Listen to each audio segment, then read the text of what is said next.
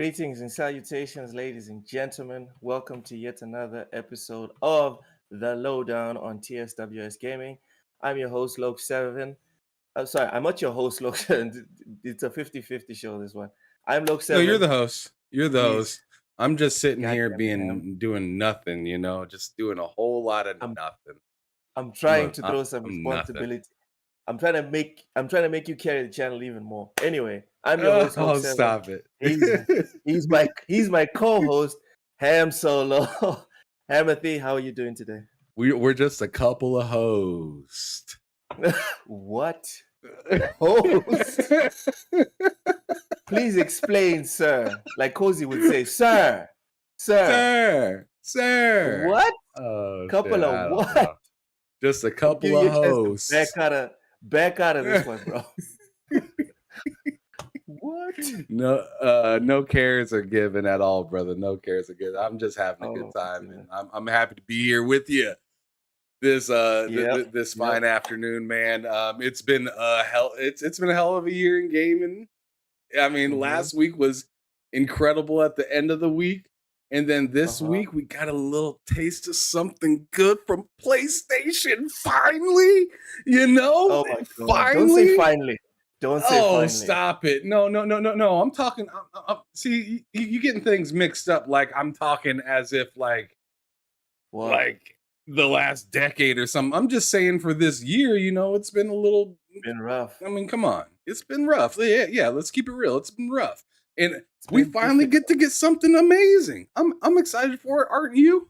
Aren't you a little excited, brother? Not really. No, I'm not like. Come on, man. I mean, being damn, man. You're supposed to be the. I hit the button for you saying the pony's here, right? Like the horse is here. The horse is here. The horse is here. That's something you. No, that's you and most of the chat trying to throw that at me. I'm not like super into PlayStation or super into Xbox. I'm definitely not super into capping. You're just super into capping, I guess. I'm definitely not into Nintendo. Okay, PC. I'm starting to like it. I'm starting to really like it. I progressed a bit in Hi-Fi Rush. No, not Hi-Fi Rush. What's it called? High on Life. Very funny game. I like. That game's amazing. Yeah, it's fast. I got the boost thing. You do get it earlier on in the game. Yeah. And before then, it was a bit restrictive, but the boost really changes everything.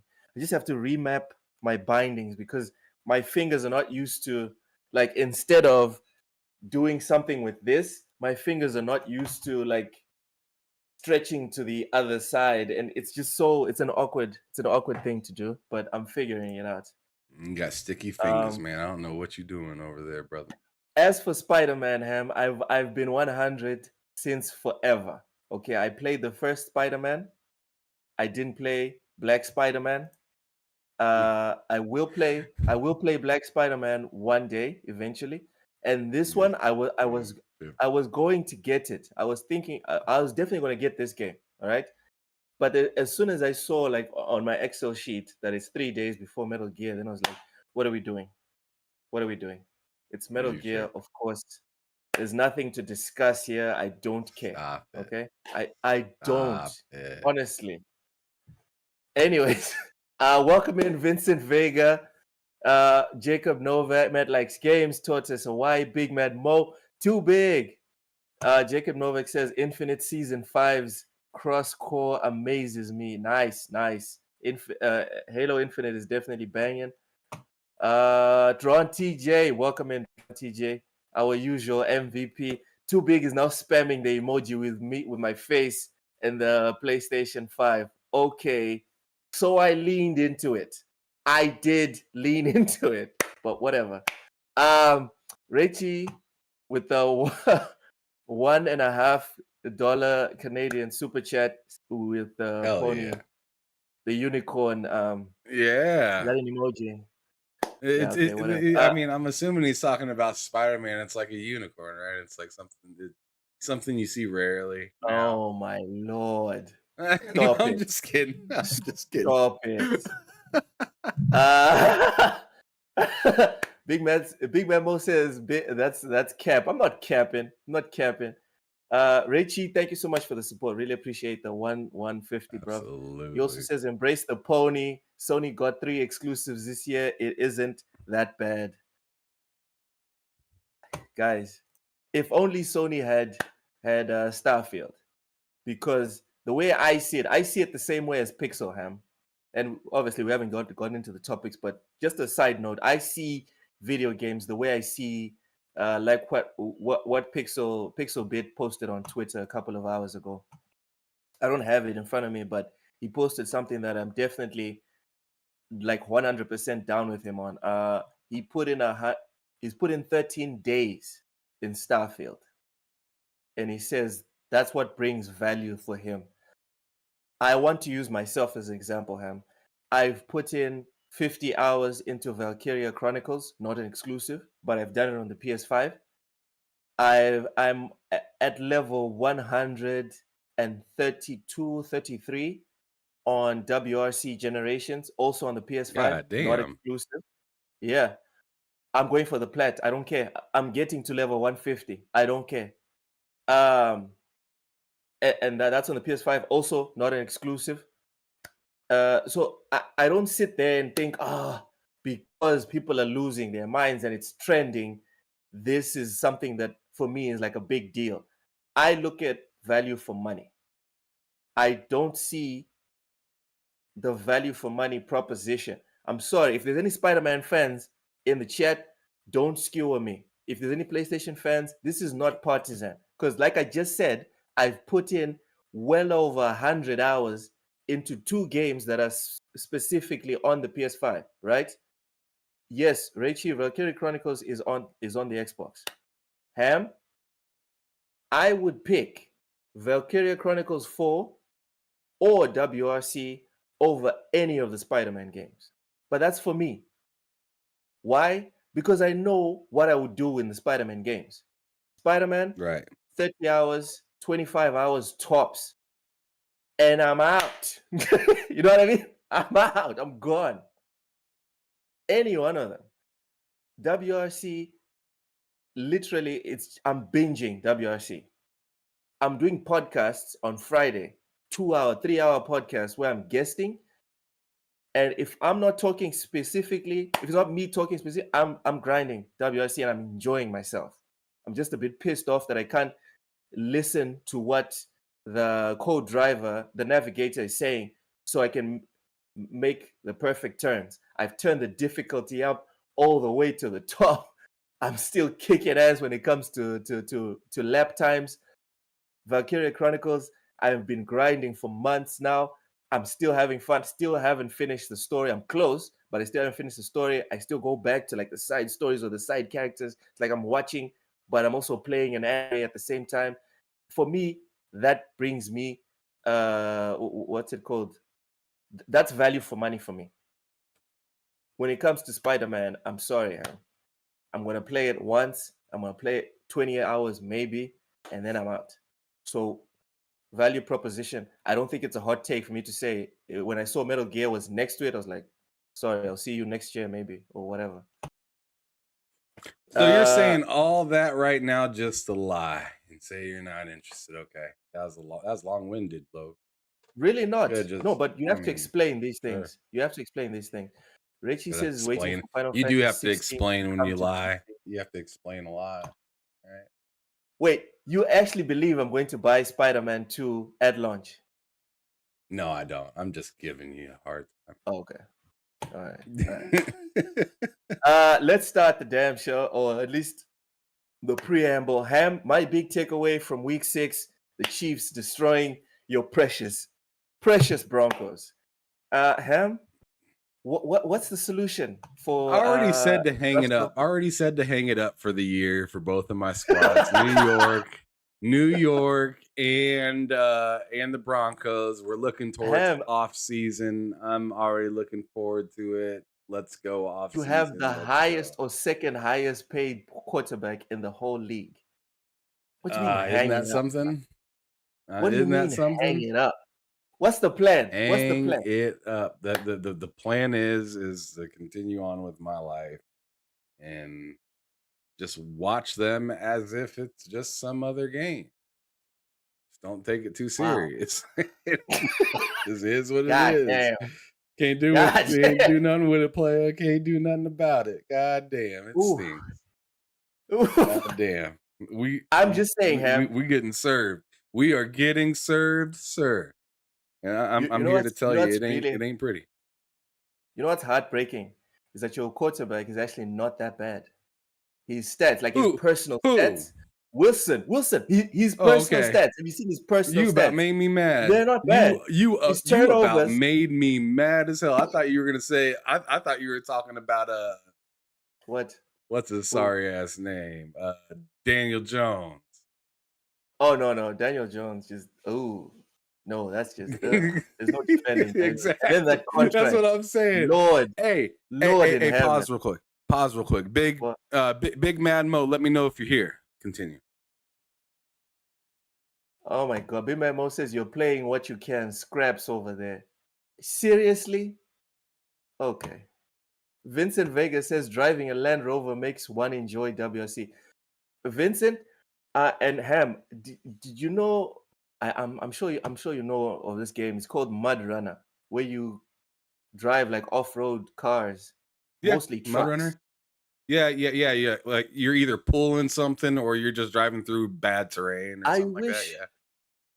I wish they made a game where you could drive like off-road cars, but like 4x4s, and just like traversal and trying to get like to impossible places, but with Land Rovers or maybe Toyota Hiluxes or Ford Rangers. You know what I mean?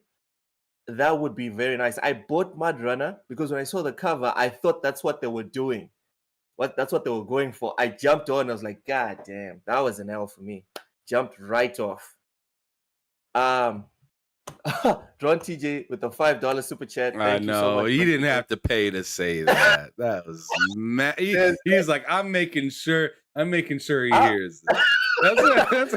That's what he just said. God this one's damn. for you, Ham. You This one's know for what? Go you to hell. Go to hell, TJ. with Go all to the hell. love. Yes, thanks for taking Russell Wilson from the Seahawks. My Hawks are not looking bad. Lol, Denver sucks. It's in my opinion, Russell Wilson's Correct not me if I'm bad. wrong. Didn't the Seahawks just lose? Ham, they're doing better than they were when they had Okay, Russell stop. Leave me alone. That- Leave me alone. I know. Wilson. I know that Denver's bad. Leave me alone. I get it. No, Loud no, and clear. Ham, the Seahawks right now are better in every category or offense, right? Every category, including wins and losses, than they were with Russell Wilson, same time like the year before, like his last year with the Seahawks.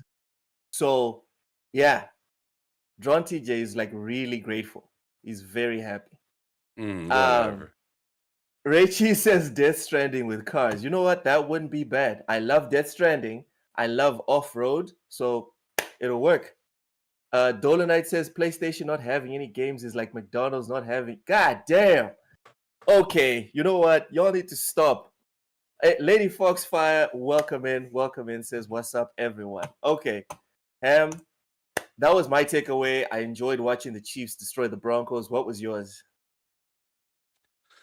My favorite game of the week? Whew, I don't know. Probably Jacksonville I didn't versus see the that one. Colts. Probably Jacksonville versus the Colts, just because Jacksonville's Who won? starting to look pretty decent. Jacksonville won. I don't like Trevor Lawrence. I don't have a problem with Trevor Lawrence. I don't like the way people are rushing to anoint him. I don't like that. Oh yeah, I get that.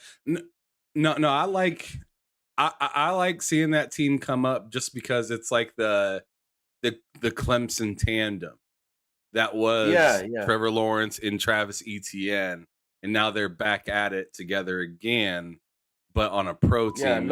It's just pretty nice to see. It's kind of cool. I'm hoping that they get kind of far with that. Long as it's not forced, you know what I mean? Right. Yeah. I don't think it is though. They look pretty comfortable. Yeah. Long as it's not forced. Richie is asking a question. Richie, no, WRC is proper simulation. So think Gran Turismo or Forza Motorsport of rally racing, right? And then Dirt is it's arcade. It's not like Yeah, Dirt's proper very arcade. simulation. Yeah. Okay, so that's enough football. Netflix live action Yu Yu Hakusho live action remake has a release date. Oh shit. Premieres December 14. Ham, I brought this one in. Because I know you like Yu Yu Hakusho. I know you like Yu Yu Hakusho. So please live tell us, are you sounds excited? Scary. That They could sounds do it. terrifying. It could They be could good. do it. I mean, but more than likely it's probably not. Probably not. I'm just saying, like that's a hard thing to pull off. Netflix's live action shows only Sorry? What's that? Sorry. You're saying something about pulling it off? No, I was just saying that sounds like a hard thing to try to pull off right there. Well, I'll tell you to check out One Piece. It's the same people that made the remake for Cowboy Bebop, which was terrible, but it looks like they learned their lesson. They brought the actual like director or writer of One Piece to give input, and they followed his or her direction. And from what I saw, because I like One Piece, I'm not up to date on it. I think I'm on episode 700 or something. Then I just dropped off. But from what I saw of this first season, One Piece looks nice. It's not great, but it looks nice. Big Bad Mo, you should see One Piece. Trust me, you won't regret it. So Ham. But to me, that I could see One Piece making a little bit more sense as a live service. Or not live service, but a live action than high school kids fighting each other. Spirit guns being released. Like that type of energy to be put into a live action just sounds like it's gonna be really cheesy. Because the show can be kind of cheesy too, like the baby and everything. You know what I'm saying? Mm-hmm. Like I'm nervous to see what they do with that, bro. Like, I don't know, man. A talking baby, how are they gonna have that in the live action? That sounds like it's just gonna be bad. I hope it's good though, because it's a classic. Let's see what happens. I have about as much faith in that as current Sony fans have in The Last of Us right now. All right, stop. Welcome in Live Supremacy. Multiplayer faction. Welcome in Live Supremacy and Stanley Francois. Live Supremacy, what's cracking? Yeah. Let's make a commitment, Ham. What's cracking? Take one for the team. You watch Yu Yu Hakusho and give us your review, because I'm not gonna have the time for it. I'll definitely check it out. As Big Madmo just pointed out, One Piece is over 1,000 episodes already. I'm still on 700 and something. So, yeah. That's impressive, because I'm nowhere near that. I'm at like 50. Ham, I promise you, Ham, it is worth it. One Piece? Oh. That's a lot. Wow. Even that lot is worth it. Anyway, last one before we get into the video games. Last one. Kyrie Irving rips into ESPN for his 34th best NBA player ranking. Here is specific quotes. Who the fuck cares? I never will. Rankings don't mean a damn thing in the league, especially he wouldn't not be saying from that ESPN. if he's in the top 10. Oh shit. This man especially but whoa, you are saying someone get this man some ibuprofen. Anyway, let me finish. Especially not from ESPN or any of these other media platforms. Oh. Majority of the analysts are not credible sources in my eyes. I don't respect them or their opinions. Let's go. Ham, first off. Crikey. That was fucking...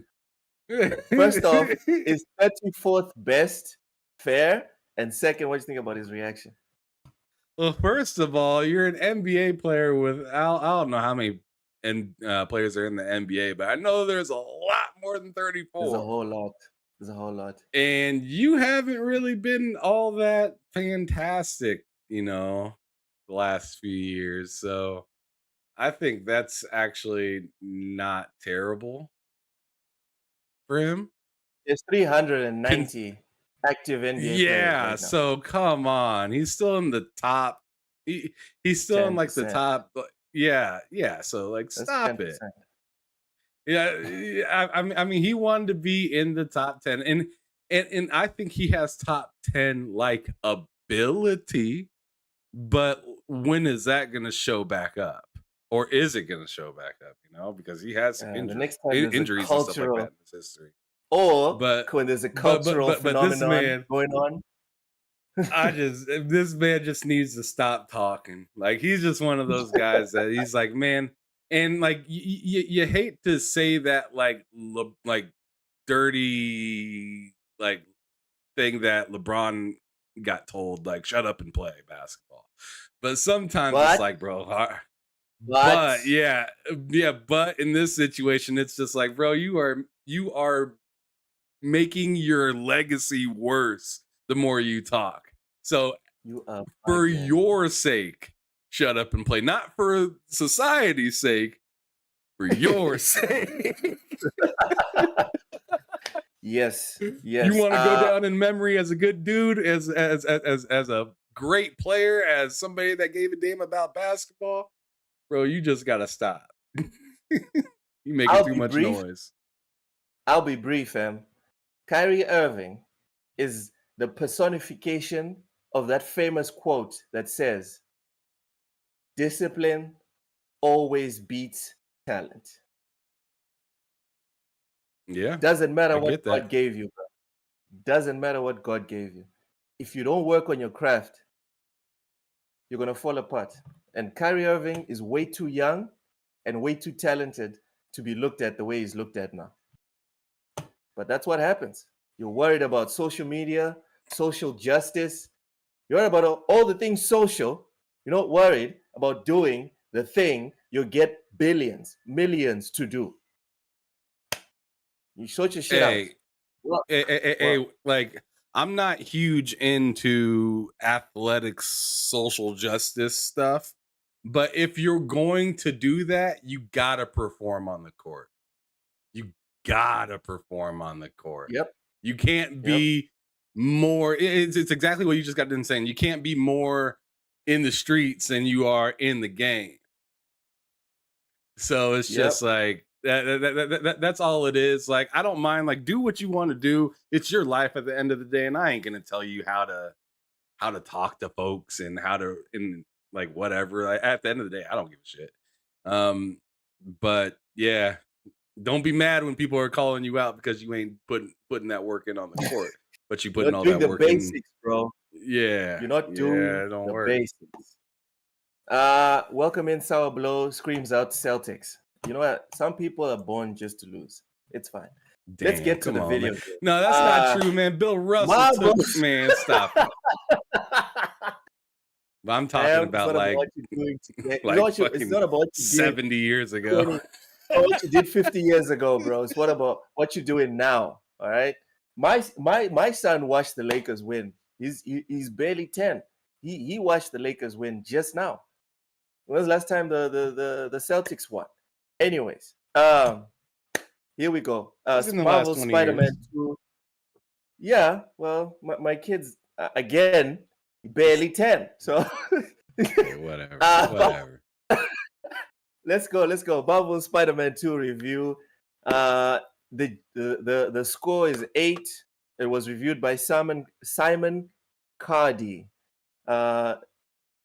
The breakdown was it's a great game. Marvel Spider-Man 2 delivers Insomniac's best tale yet and despite its open world falling short, is a reliably fun superhero power trip. Ham, my question to you is: Are you shocked? Are you shocked that IGN did not give this a 9 or a 10? I am. To be honest, to be real, I am. I'm 100% shocked because not that long ago they had a video on IGN saying if you don't get if somebody if we don't if somebody doesn't give this, or if somebody gives this anything under a 9, then they're crazy or something like that. Somewhere along those lines. And I'm sitting there looking at IGN like, oh, y'all are manifesting the mess and then being the mess. You know what I'm saying? Yeah. They manifested it by saying anybody that gives this under a 9, and then they're like, we're giving it under a 9. And I'm We're just like, doing no, what is happening? I understand there's only one person that reviews the game, so it's not that dude that was probably all hyped about it and whatnot. Yep. So I get that. But it's just interesting, it's a little interesting to see. What another thing that I've noticed, IGN was I'm not sure if you've seen that YouTube video, but IGN was clowning on the new PlayStation, right? The Slim or whatever. And I'm not getting PlayStation a R. revision. Whatever. Yeah, PlayStation R. I like it, but No, 5R. Okay. Sorry, 5R. PS5R. Got it. So IGN had a video where they were just like dogging it out pretty much for like an hour. Like it's an hour-long video saying the PS5 revision and we don't like it. Like pretty much. That's like what the name of the video was called. And I'm just sitting back like, yo, like IGN, they are like either they're trying to like create like a new standard, or now it's like they don't want to bring Xbox to the same level that everybody else is on. They actually want to shove everybody down to where Xbox was. So it's like now everybody can get it. I'm fucking tearing these streets up, man. Goddamn. Conspiracy theories all over. IGN is out here like I'm starting to think that you're leading the charge over there, Lo. Disrespect for everybody. First off, I think that's what gaming media should revert back to. We need to stop with this access journalism, in my opinion, right? We need to focus on serving the customer. And blowing everyone's back out is the best way to do it. All right. And second, I know I did not lead the charge. I did not suggest nothing. Dude, it's IGN Africa. All right. I think they'll listen to IGN France, IGN Japan, IGN England way before they're like, I wonder what the Africans think about this. All right. That's just me. That's just my opinion. All right. Let's be real. Let's be real. All right. I was also surprised. I was sure this was gonna get a 9 or a 10 out of 10. I was 100% sure on this. And yeah, my jaw was on the floor when I saw the 8. I was like, damn, people are gonna freak out about this. All right. So another side to look at this whole thing is I saw a discussion. Well, it wasn't a discussion. It was people essentially console warring. But I thought it was a worthy discussion to have. Or maybe you'll disagree. Someone was making a comparison, I forgot who, between Arkham Knight and Spider-Man, saying that Arkham Knight looks either as good or better than Spider-Man 2. Stop What do you think about that comparison? Stop it. Like, I don't understand why people are doing this right now. Like, okay, but Arkham Knight looks delicious though. Come on. Till today, it looks scrumptious. It does. I mean, that's just a testament to what that game is. This is no disrespect to Arkham Knight, but it's just like you are literally lying if you're saying that it looks better than this. I'm sorry. It just doesn't. It looks phenomenal. Arkham You think Knight it's is a great looking game. What? you think Spider-Man 2 is clearly better than Arkham Knight? Looking. We're Yes, talking yes, about yes. looking, right? We're doing the eye test, dude. This is not Digital Foundry, all right? Eye test. Yeah. No, eye test, it does. I disagree. I don't think Arkham Knight looks better. That's not what I'm saying. What I'm saying Well, is then because what are we saying right now? one is set in the day. Hold Where's on, the let me finish. goalpost at, Loke? Let me finish. No, the goalpost, dude. I just want to get your take on the discussion of comparing. You gave yours, right? I disagree because I think that because Arkham Knight is set like 99% in the night and Spider-Man is 99% in the day, it's very hard to compare which one is superior. In my opinion, I would say that they're right about the same in terms of Wow. how they look. Because Arkham Knight is a very, very, very pretty game. So is It Spider-Man. is. But I can't sit here, Ham, and say clearly Spider-Man looks better. I don't see that much of a difference in terms of like quality, in my opinion. That's nuts. Character models. That's nuts. I'm serious. Character model, the city, the whole look of it. I will would say enemy if type. I will say enemy type doesn't look that much better. if we're talking like rating of like A, B, C, or D, and if you're putting Spider-Man in A, I'm putting Batman there. If you're putting Spider-Man in B, I'm putting Batman there as well. That's all I'm saying. This is not Red Dead Redemption 2 type graphics, because Red Dead Redemption 2 is, for me, is still like the top. That's fair. Of third person. But right below that, I would put like Arkham Knight and Spider-Man. I don't think Spider-Man is like very much better than Batman, in my opinion. Sapo here is commenting on the whole IGN conspiracy theory. Says the blowback they got over Starfield was so bad they would rather give Spider-Man an 8 to damage control. That might be true. I thought about that too. And see, that's what I mean by bringing everybody else down. Because everyone else was watching. Because after Starfield, everyone's like, okay, fine, let's see what you give Spider-Man. Everyone was watching this review, like, okay, let's see what you're going to do with Spider-Man. Let's see. So that's a credible theory.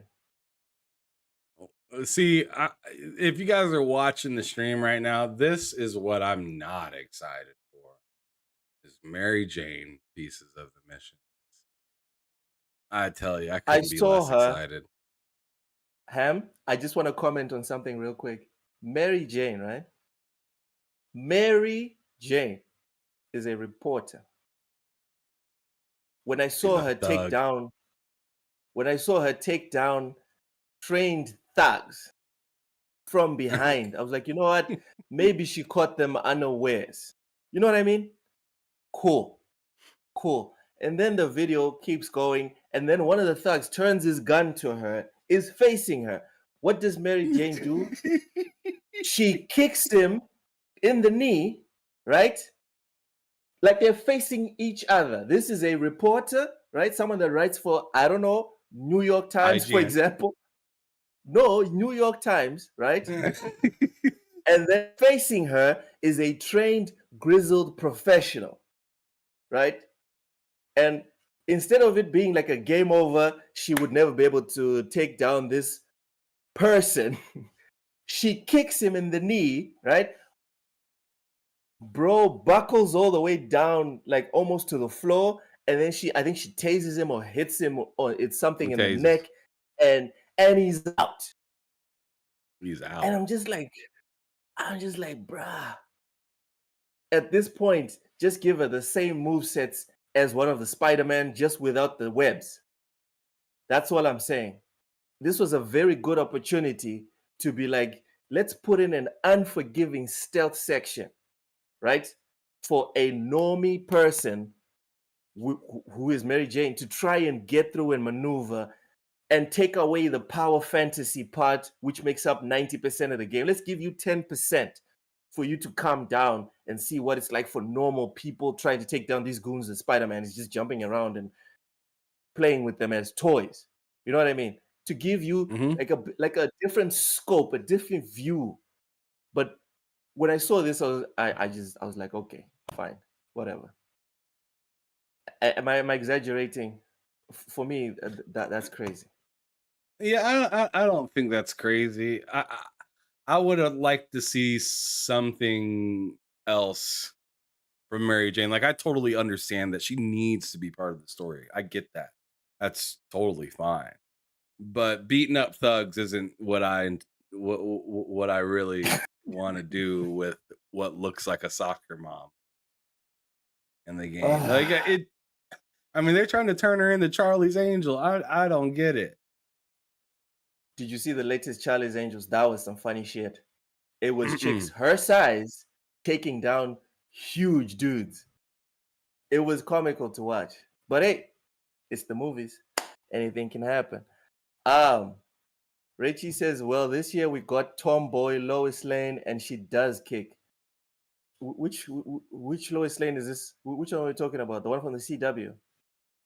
Pixel Bit says Mary Jane is a Hulk. You just did not know it. Hey, I haven't read. I haven't kept up on my lore for Spider-Man, so I must have missed that one.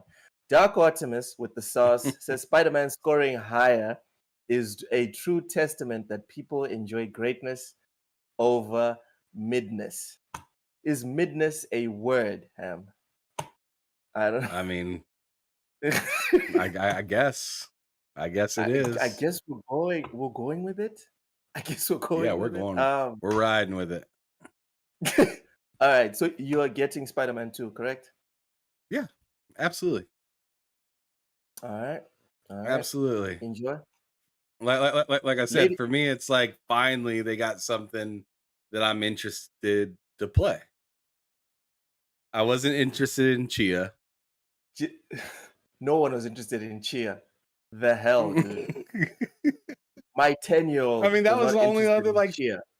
That was like the only other like first party game I think that came out over there was like Chia. No, was that the only? No, I think there's been other first party games from Sony this year. Don't man, maybe you'll have to remind that, me. I know there's been third party exclusives, but you're talking first party exclusives. Ham exclusive is exclusive, all right. Lady Foxfire. It is now. It is now. Is that what we're doing? It is now. Because I love how that's the narrative now. Is that's but okay? It's exclusive, bro. Remember, I remember at the beginning. I remember at the beginning of this. I mean, please, you guys in the chat, tell me if I'm wrong. I remember at the beginning of this generation, every moment of every day, it was, where's your first party exclusives? First party exclusives, where are they at? You don't have anything planned in the future for your first party exclusives. Sony's working and they're cooking up all these first party exclusives games. Where's your first party exclusive? So now I asked the same question back, and you're sitting here telling me exclusives are exclusives no matter if they're first or third party anymore. Like, come on, man. Where's this goalpost even at? It's in a different stadium at this point. First off, you got two goalposts on one side of the field. What's happening? First off, I'm not the one who runs here with these narratives about exclusives. I just talked about how I've put in 100+ hours in third-party games on the PS5 because I don't really care about the whole exclusives thing. I don't play games because they're exclusive. I play games because they're good, right? First off, sure. So I can't answer that question. A question you just made, I can't answer. All right. I know it is more of a dig. As far as the timed exclusives, third party exclusives, for me, right? I think they're all exclusives until like they're not. You know, I disagree that like Baldur's Gate, for example, I don't think that was an exclusive. I think that was just a decision by the dev to delay because of optimization, etc., etc. Some people were running with, "Oh, this is exclusive," and I was like, "Are you retarded?" But that's neither here nor there. I can't think of any exclusives. Anyone in the chat? Someone in the chat, please save me. Give me a list of exclusives, first or third, from Sony in the year in the year of our Lord 2023. Lady Foxfire says, do that. Nobody got time. Lady Foxfire says MJ missions in Spider-Man was so boring to me, and it made me want to turn off the game and come back to it another time. As the name would suggest, Lady Foxfire is female, so this is not a sexist thing. The fact that me and Ham are ragging on the MJ mission. I would rather they made it full on stealth. Ham, you'd rather they didn't have it at all, correct? I just rather that they did something completely different. It just seems like the same thing. Like there's a lot of this game that looks hella new, and that ain't one of them. Looks worse actually. Matt came through for me.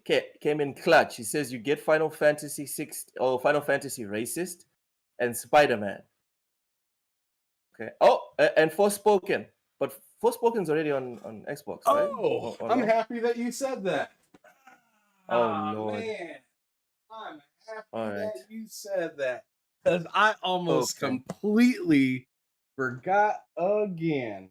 Where is my damn knife? This dirty fucking knife. Okay. All right. Let me get the cutting.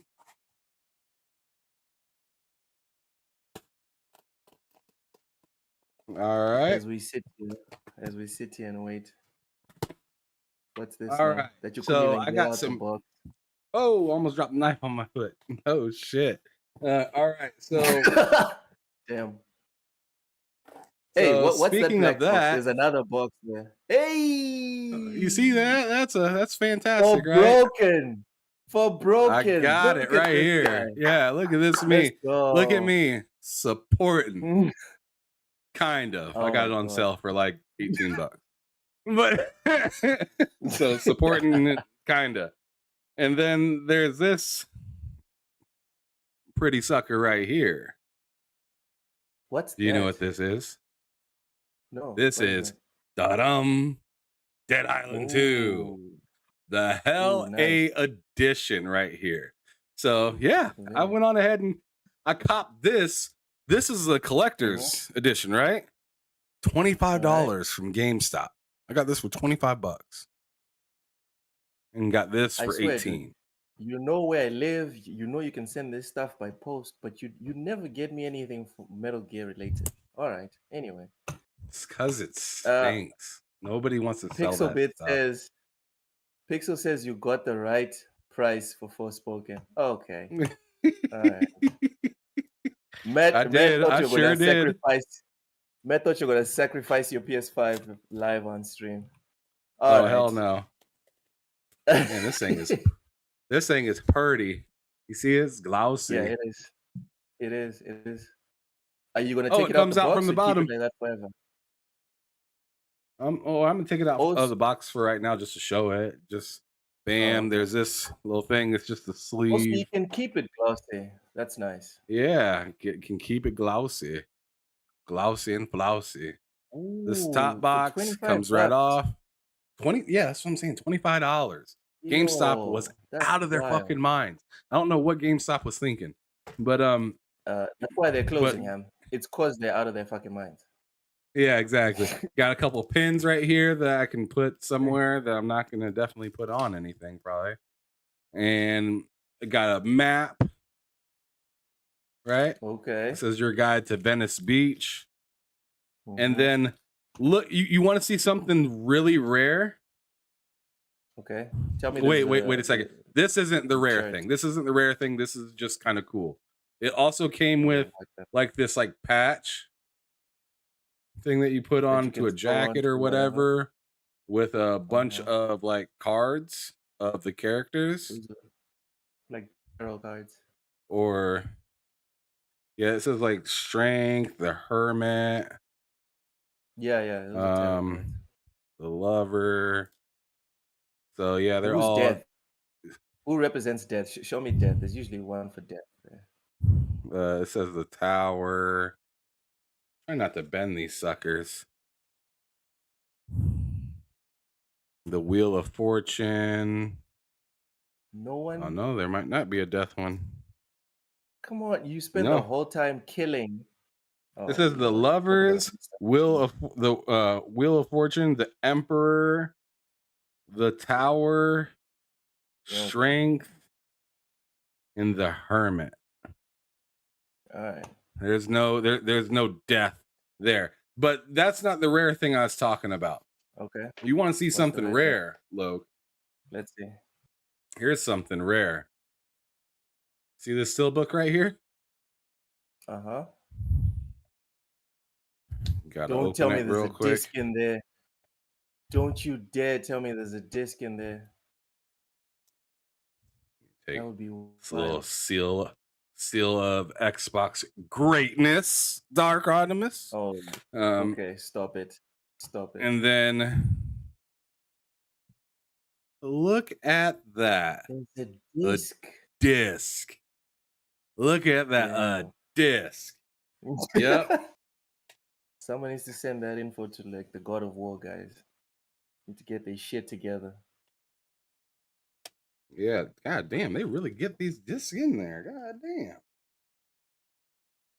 Sapo says those are major arcana cards in the tarot. There is a death card in the tarot, though. Exactly. Yeah. That's why I just assumed it'll be there.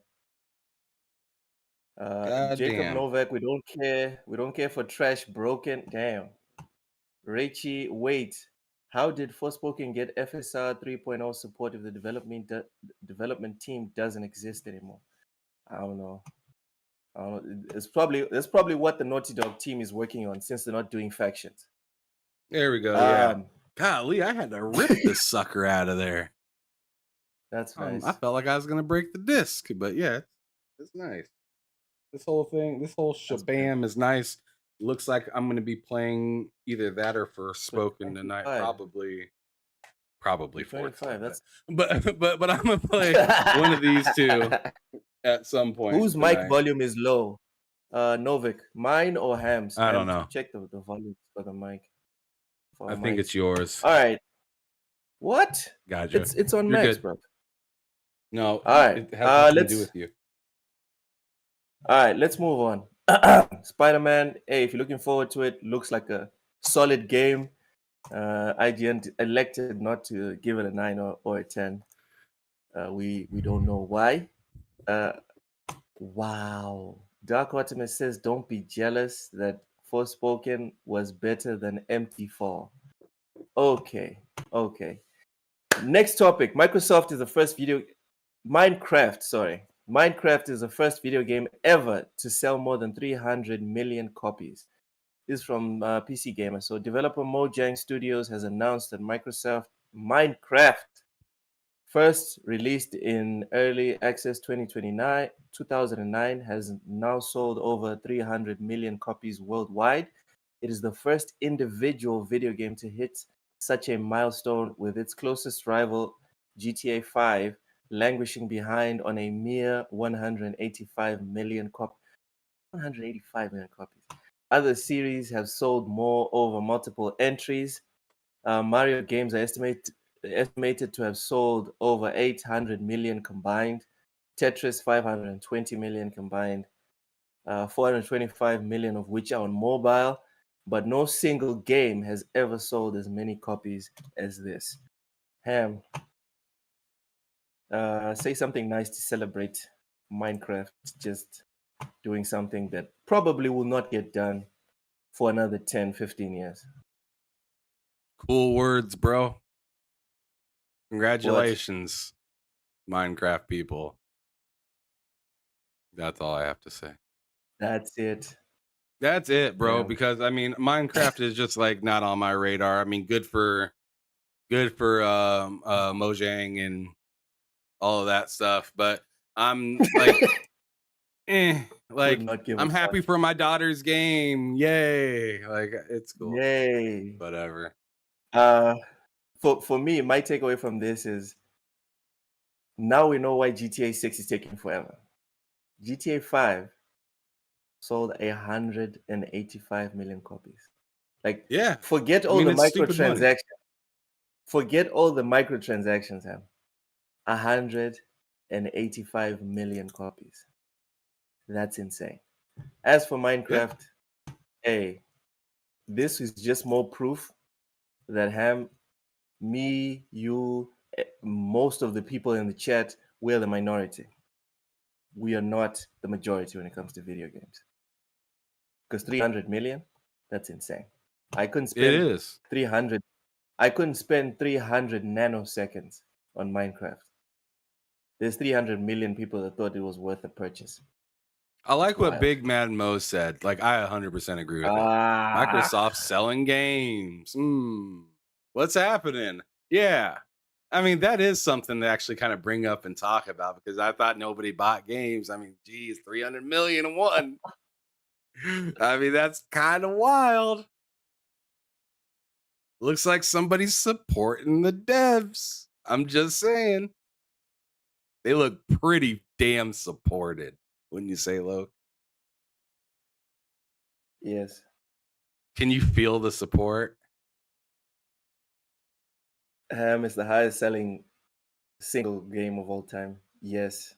I can feel the support. I was trying to quickly slide off into the next subject before Big Man Mo pulled out the trump card to be like, no, let's sit on this. Let's stew on this for a minute. Yes, it is significant that a Microsoft game is the highest selling single game of all time. It is significant. All right, Luke. Don't sound so disheveled about it.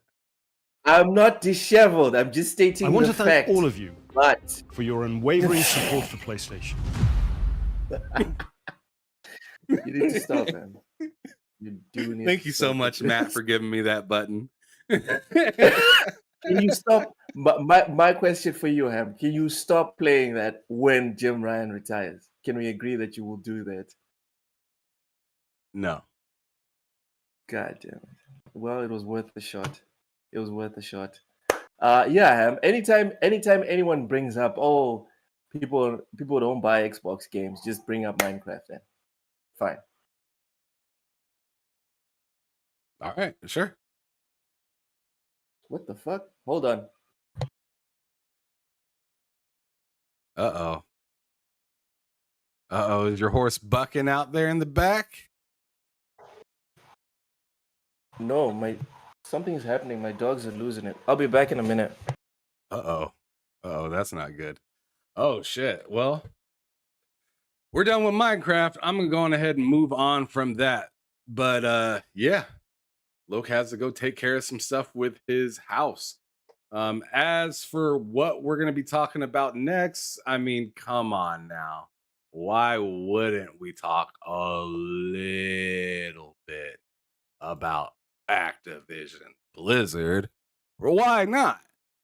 Why not? So right here in the article, it says the biggest franchise Xbox now owns after acquiring Activision Blizzard. So it's crazy. The Xbox has finally completed its historic acquisition of Activision Blizzard, and with its gains, control of some of its biggest franchises in gaming history, in video game history, Lo. So now we're on to the next topic. That is let's do that. biggest franchise. So go on ahead and usher us in. I helped walk them on into the subject so you can so they kind of know what's going on. Yeah, but kind of go on with it. I just want to quickly say, Matt, this is too much. Says honestly, play it more when he resigns. Okay. No, Richie, the dogs were freaking fighting. One of the females is in heat, I think. So it's all going to crap. Anyways, let's do this. Biggest franchises now owned after the acquisition of Activision Blizzard. I just Start off thought on the it would second be paragraph if you're gonna read it at all. no. I'm just gonna read the actual titles. Okay, that's Just fine. just the actual titles. From Activision, we're talking Call of Duty, the game we've been talking about ad nauseum. Crash Bandicoot, Guitar Hero, Sekiro, Shadows Die Twice, Prototype, Blur, Spyro. Okay, before we move on to Blizzard, from these Activision ones, I'm guessing the one that pops out to you is Call of Duty, correct? From the Activision one, Yes. yeah, without like looking too hard, sure. I'd say that one pokes out for I'm anybody. saucy. It'd be hard to lie. I'm saucy about Spyro because I always associated Spyro with PlayStation. So even when they put Spyro on Xbox, not even as an exclusive, but just the new remake or whatever that they made of the three Spyro games that were on PlayStation before, when they launched it simultaneously on PlayStation and Xbox, for me, my mind kind of stopped. Like, my old gamer brain was kind of like, what? If you Hold the want to go phone. down that route, then Crash Bandicoot. Come on, man. Yes, You Crash literally also. play the game. Not only is it, previously on PlayStation or whatever, but you literally play the game on Uncharted 4. You know what I'm saying? So when if I ever pop back on Uncharted 4, if somebody else plays Uncharted, let's say my daughter gets really big into gaming, let's say that happens, Yeah. right? And she starts realizing, okay, Halo was at Bungie and then went to 343, she's putting all that stuff together.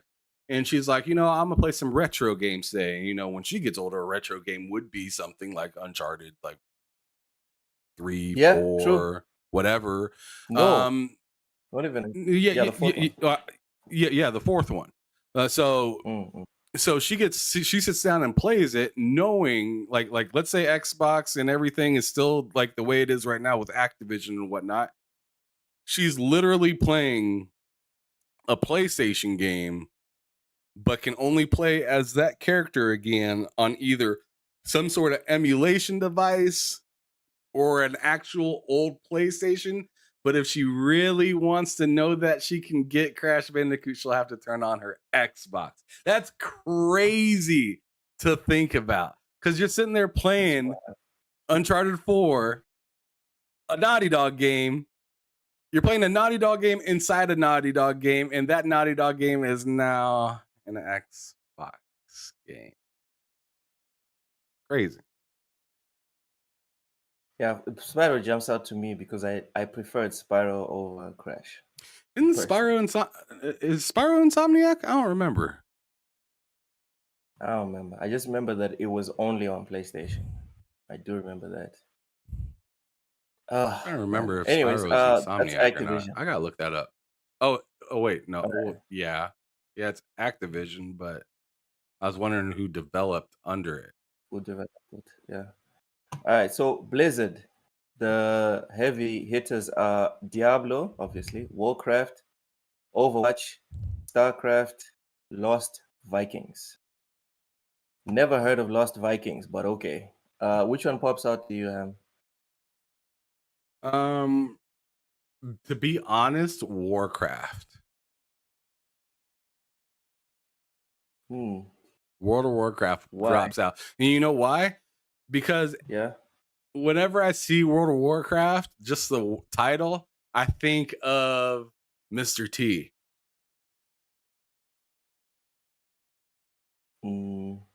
Explain. Do you not remember those commercials back in the day?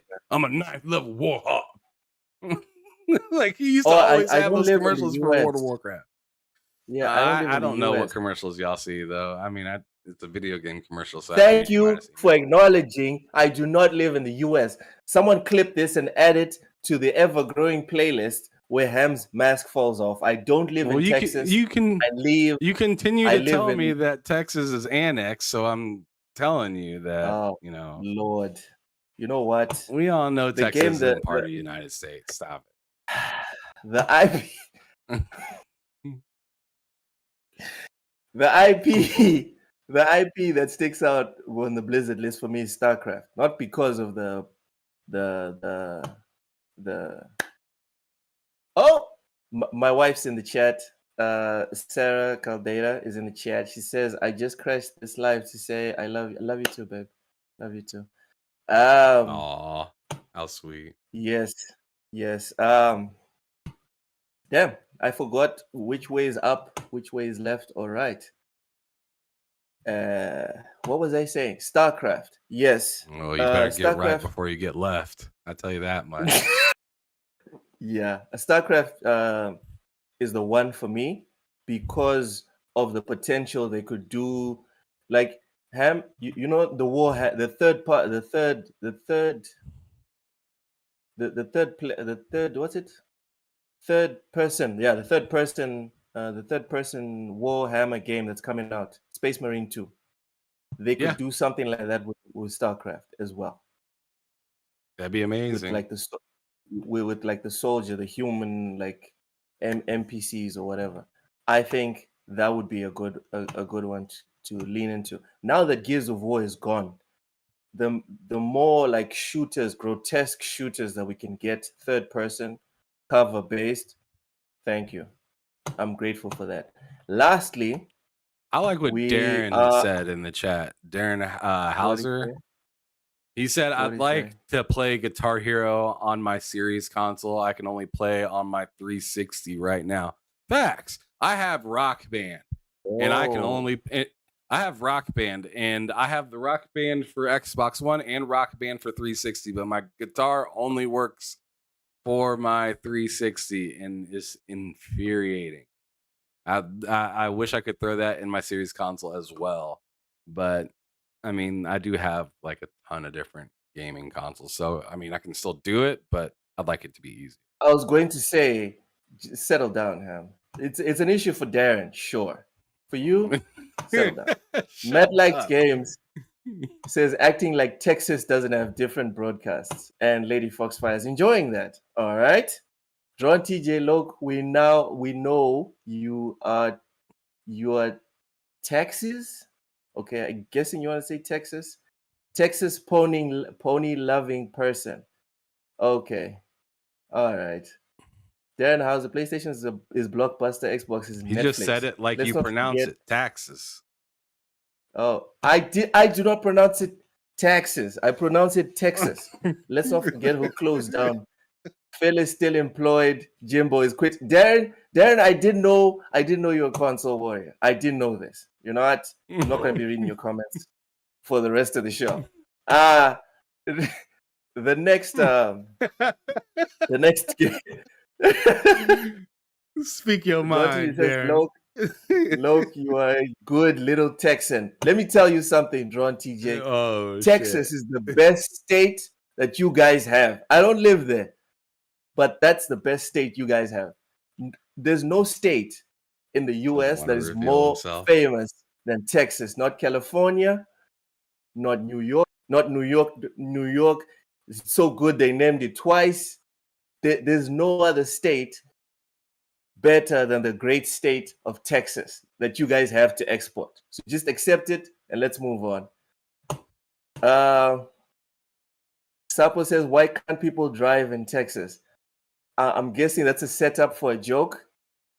Anyway, you follow Lady Foxfire's instructions. Hit the like button, share, etc., etc. So King, the stars the games at from King night are big and bright. You know the rest.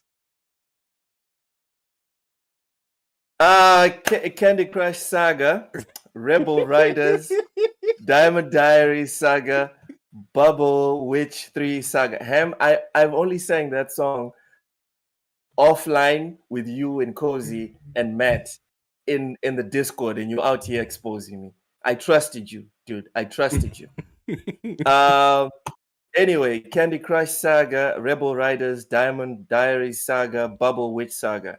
Which one sticks out? Obviously. Come on. It was Candy Crush only. I literally never heard of the other three. Come on. It's obvious. It's like 1+1 is 2. Yes, it's Candy Crush. And I believe Candy Crush, once they attach it to Game Pass, Candy Crush is the one that's going to take Game Pass to over 100 million subscribers. Dark Optimus says, I thought Loke lived in Africa. Again, Dark, I do live in Africa. doesn't. That's why when I was speaking about Texas, I was saying that's the best that you guys have. I didn't say that the best that we have, because I'm not in Texas. I don't live in Texas. Chicken Eye 210 says Texas the GOAT.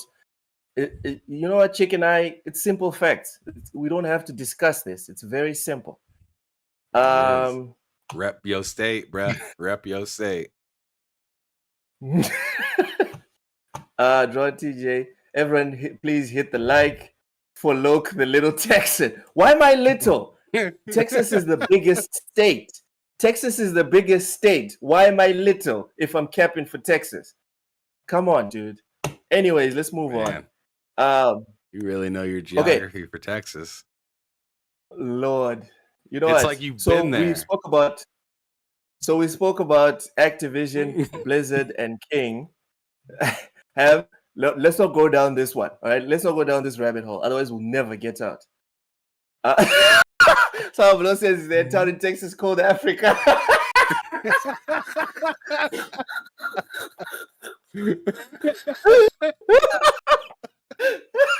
All right. On that note, we have shut the door on Texas. We will revisit this on Friday. All right, let's focus, people. Ham. That was killer. We looked at the so-called bangers for Activision, for Blizzard, and for King. After everything we discussed on Friday, the 13th, the fated day, do you have any like different feelings? Because sometimes on the day or in the moment of the thing happening, you can feel a certain way, and then when you're presented with new information, your opinions and feelings might change. Do you still feel bullish about this acquisition? Like in the sense that I'm excited or not excited? Yeah. Oh, I'm still extremely excited about this acquisition. Look, saving money is the whole point when you're shopping and you're buying stuff and you're deciding what subscription service to get, right? Just this week, I canceled Crunchyroll and enrolled in Paramount, because that's the only way that I see myself doing subscription services. If I'm adding one, I have to subtract one, or else bills get crazy. Right? Yeah. So you can get out of control very quickly. Exactly. So when doing stuff like that, like when I had like I got Twitter Blue, right? A lot of people were like, "Oh, you're wasting your money on Twitter Blue." Well, people don't know that I switched out my Spotify for Twitter Blue. So and Spotify went up in price. You are disgusting, Ham. Sure. Spotify has more value than Twitter Blue. The hell are you talking about? Well, okay. Well, let me explain as to why I did that. I'm already paying for YouTube Premium. YouTube Premium, I can get all the music that I have on Spotify. Why do I need two Spotifys? Okay, yeah. You need to have one of the two. Yeah, exactly. So when I was like, oh, I got Premium, I was like, I don't need Spotify anymore. Welcome in, bro. Slid Spotify out, slid Twitter Blue back in, and Spotify actually went up to like $12 or $13 or something like that. So I was like, oh, okay, well, it's like it never changed price then. It's like nothing happened, pretty much. I'm on the family plan. I really don't know how much longer I'm gonna have Twitter Blue either, to be honest, because it's yeah, it's all right. The benefit proposition.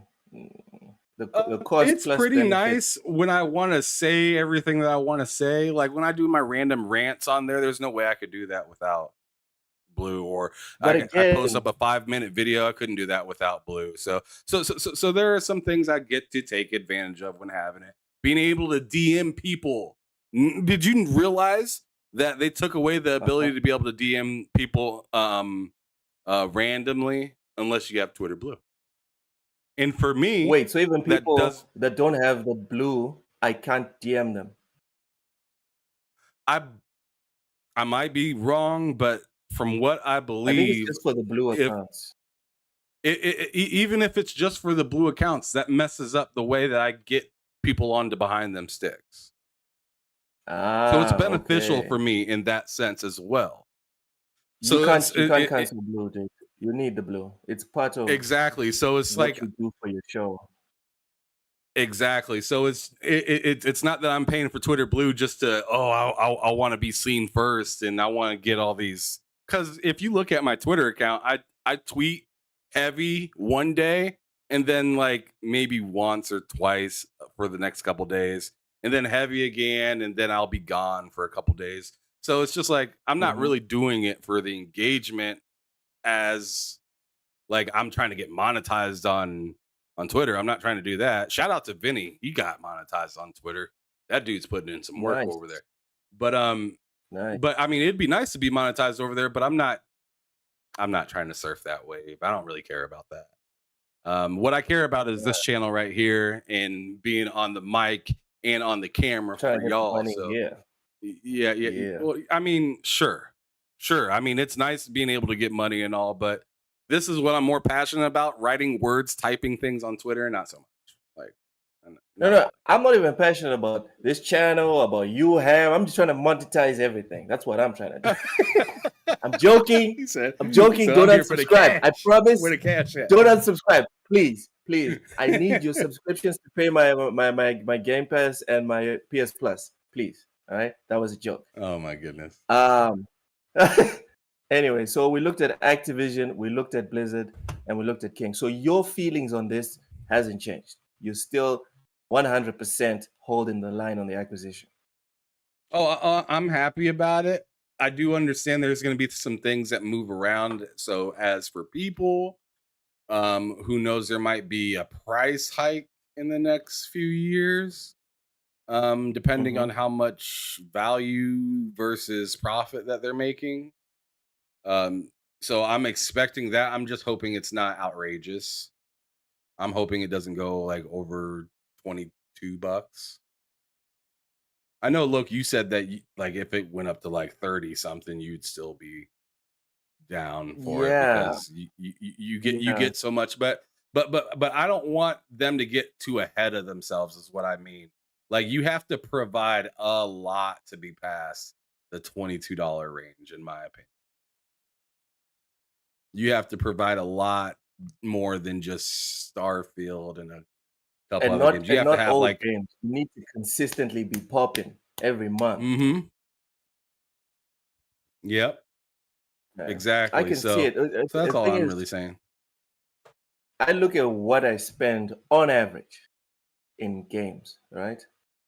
And the way I see it, even if they charge me $30 for Game Pass, it's still good value.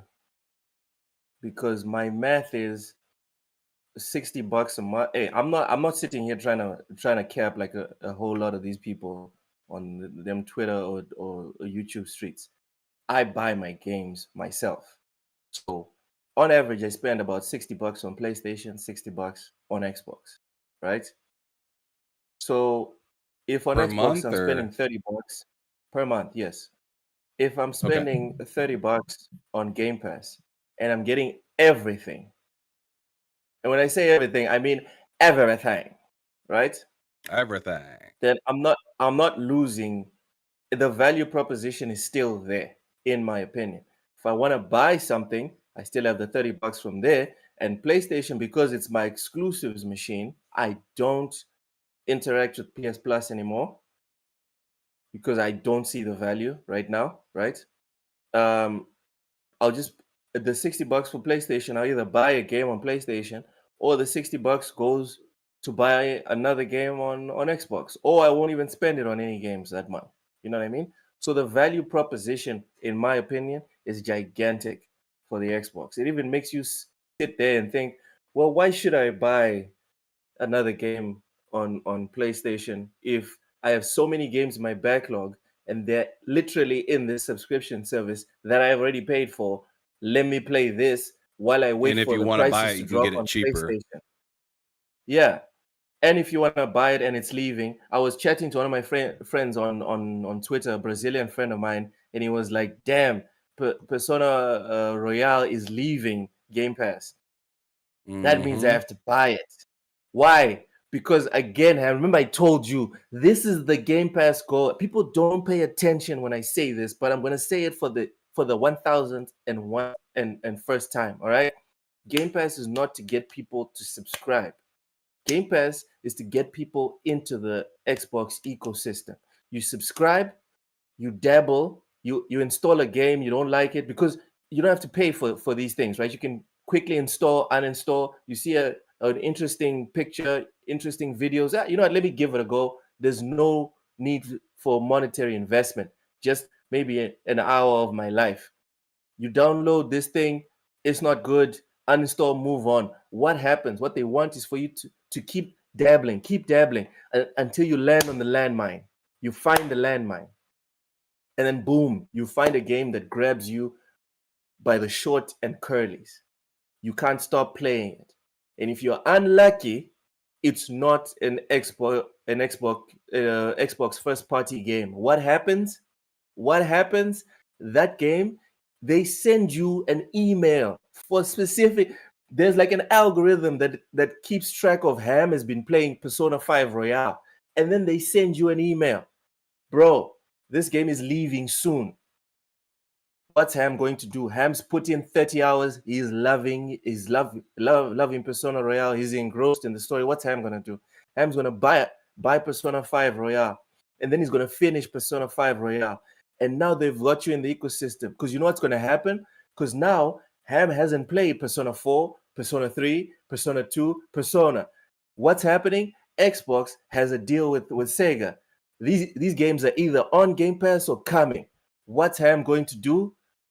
There's all these new games that are coming out. I probably won't have time to play these Persona games, but because I played 5 and I'm sure the other ones are similar, let me just go and buy all the other games in the Persona series on Xbox. And what's happened now? Now, Ham used to only play Xbox for Halo. Now Ham plays Xbox for a whole bunch of other games. Next thing, you're neglecting your Switch, you're neglecting your PS5, etc., etc., etc. People focus on the wrong thing. Xbox is not trying to get you to subscribe. They're trying to get you to get to migrate to their ecosystem and make that the main one. I hope that rant wasn't too much. Jeremy Brown says No. facts, low. Best ecosystem in gaming, in my opinion. I think it's the stickiest ecosystem in gaming. I don't know. As someone that has fallen into the Xbox trap, I'm not sure I'm objective enough to say it's the best. I'll just say it's the stickiest. When you get in, it's very hard to get out. Dark says exactly. It's all about getting people into the ecosystem, not about giving great games. No, Dark, they give you great games to lower you into the ecosystem. Next thing you know, you've bought 7, 8 games, 12, 15. Damn it. Now I need to stay on Xbox, or I need to make this at least a 50-50 console. I used to put 80% on PlayStation and 20 on Xbox. Now I need to make it 50 on Xbox because it's the sunk cost fallacy. I've put in so much time. I've put in so much money on Xbox. Now I need to justify it and continue and maintain it, etc. Raichi says the horrible thing about Persona leaving Game Pass, no more cross save. We need all Xbox sold games to be play anywhere. Ham, I think that's a very good point. I'm playing on PC, and it's frustrating. Not every game is cross save. Now that my Xbox is with my brother. It's kind of like dangling the sandwich or like the thing in front of your face, right? So like you got it for one game and you're having a blast with it. Like for instance, like I hop on Starfield on my Xbox, and then my wife's like, the game that I want to play is only downloaded on the Xbox. So I hop on either the Series S or the PC or the cloud or whatever. And it's just nice to be able to play literally wherever else. Right. But you know, I understand it's not like first party, but like it kind of stinks when you buy a game, even if it's third party, and it's not able to do the same thing. It kind of Yeah, takes a little bit of wind out of the sails, where it's like, man, I was yeah. so excited about this, but now that I'm playing Cyberpunk, I only can I play. think, Ham, if I'm working at Xbox, the main priority for the next console should be to try and make sure that like 90% they make deals. They have to make deals with all these publishers now. Like, guys, our plan is to make every single game that you guys release on Xbox cross save, cross play, cross everything in terms of the Xbox ecosystem. In terms of if you buy Dead Island on the Xbox, you can play it on PC, you can play it on mobile, you can play it on cloud, whatever, and the saves just exist everywhere. And you need to do that for all the games. Make a deal with all the third parties. I think that would be a bigger deal than them making another acquisition, in my opinion, because I think they have enough games. Dude. We're good. Sir X-Man says, wow, too many games to play. That's a big problem. I'm not saying there's too many games to play, Sir X-Man. I'm just explaining to the people that don't understand or they keep throwing around this false narrative that Game Pass is just to keep you in the subscription. It's not about the subscription. They're trying to get more people to leave PlayStation, to leave Nintendo, and give them a chance. So what they do, they lower the barrier of entry and they give you all these little sweets, right? And then next thing you're in the white van and the door's shut and they're Oh my leaving. god, why you gotta do it like that? Like, no, why you gotta say it that way? Ray G4 says Microsoft knows how to make money. You know what? Microsoft decided to start making money when Phil Spencer rocked up. Because before then, I don't know what they were doing. Because even twiddling They were their thumbs, kicking it. I don't. that wasn't even kicking it. They was actively sabotaging themselves, in my opinion. Yes, Sour Blow says cross save and play anywhere. Also, the option to buy directly from the cloud, dude. That would change everything. Everything. Fark, welcome in. Fark Q says, "Is Loke admitting defeat and coming over to the green side? It's almost not. Oh shit! It's not too late, Loke. We will accept you with open arms. I refuse to join the green side because I've never been the blue side. I've always been on the me side, bro. Whoever provides me more value, I'm there. So no, I'm not going to the green side. Forget that. Let's move on. Ubisoft admits physical sales will get even lower. This is from IGN.com. The French mega publisher has issued a blog post featuring an interview with Chris Early, Ubisoft SVP, Strategic Partnership and Business Development, who was asked, Oh, your camera shut off. No. You guys need to see my pretty mug. Well, you better turn that thing back on, sucker. All right. Here's his response. Somehow it got way worse. Now your mic switch. That's phenomenal. No. Oh, hold on. You sound like you got in the van. Hey man, I blame Xbox. This man taking the candy. That's why he turned off the camera. He's like, "Oh, that's candy." I told you that contract, that Xbox contract. Loke is looking at it. He is revising.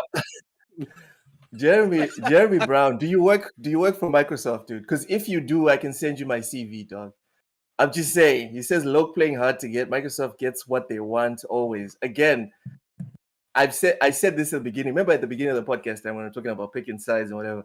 I will pick a side as soon as I start getting paid for it.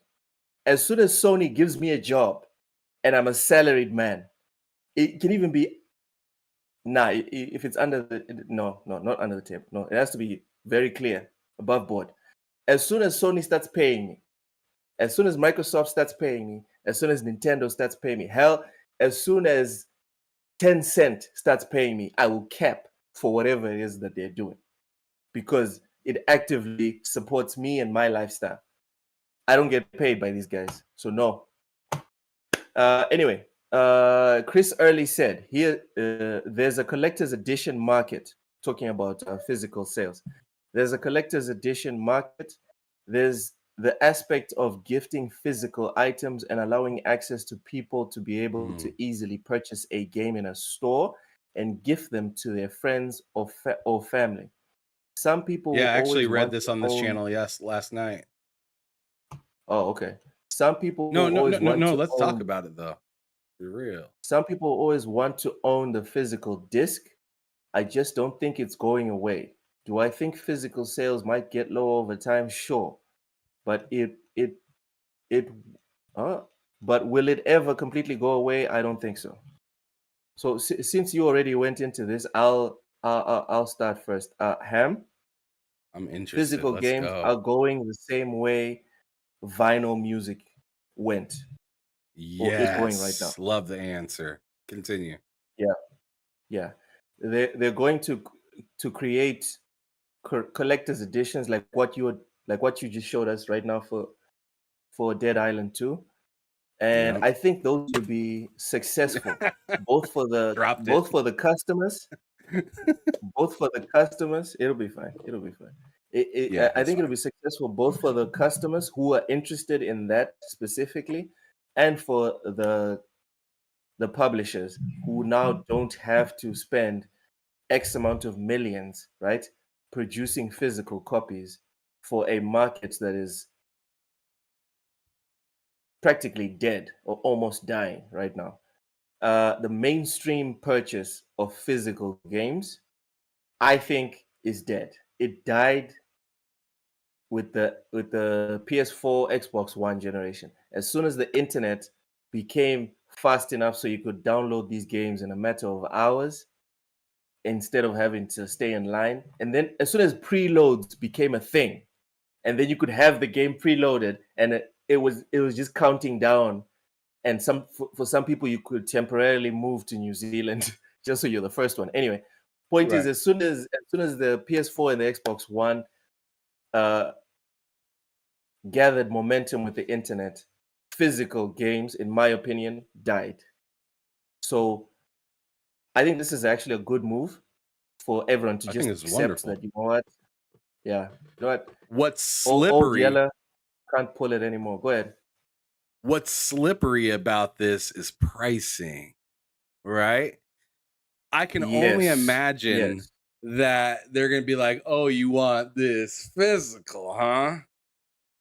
Well, now Yes. it's $90 for the same game that's 70 on digital, right? Yeah. Just because Yeah.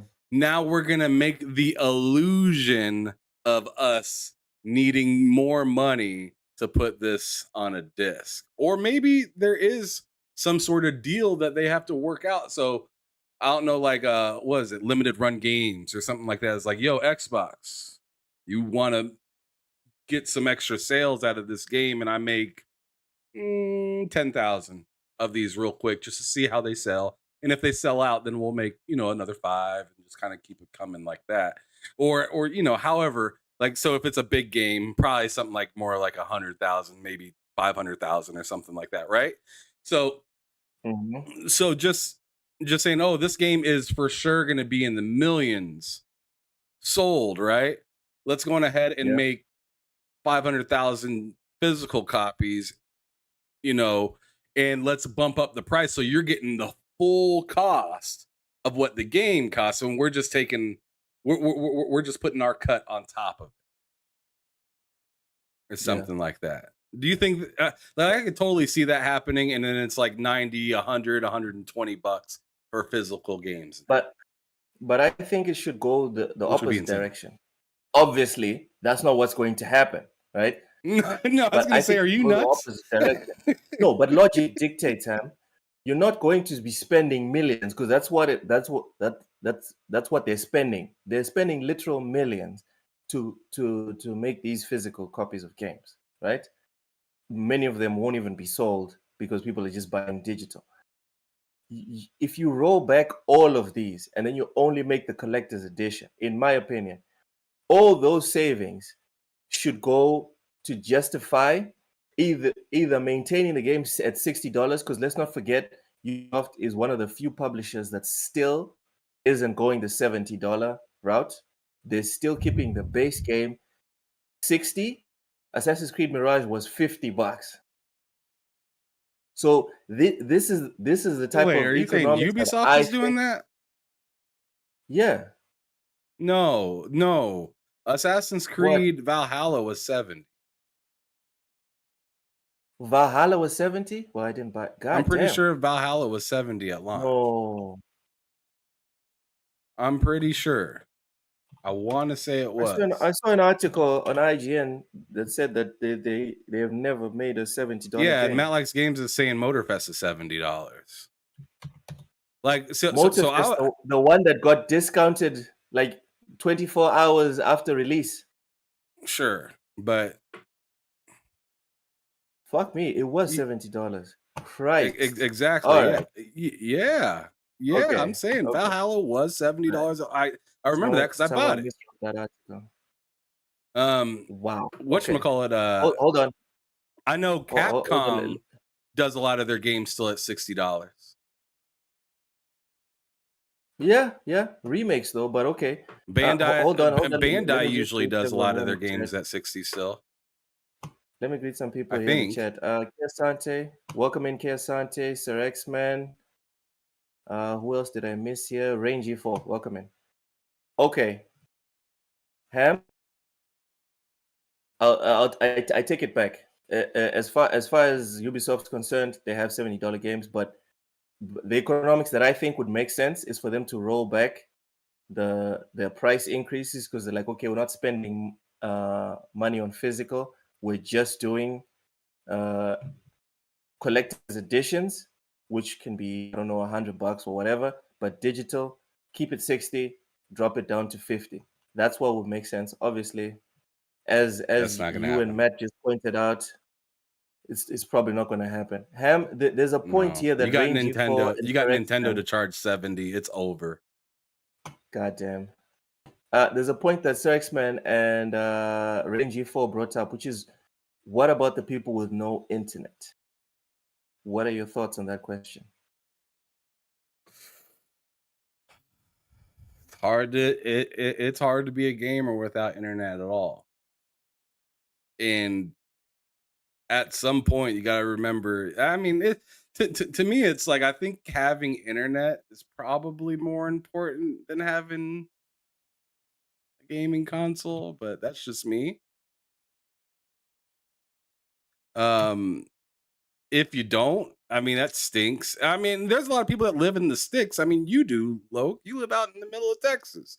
So you tell me, what is it like? I live when you in the don't city. have what is it like when you don't have internet, Loke? Because I'm pretty strapped with internet around here.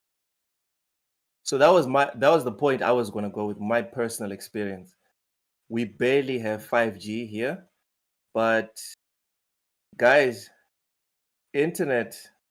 Texas is big, man. Like, 5G is hard to get like everywhere. It's bad. It's hard to get internet for like your MMO or RPG, like your always online games, your games as a service type games. Yes, you will struggle.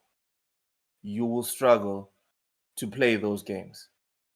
But if you want to buy games online, download said game, play said game.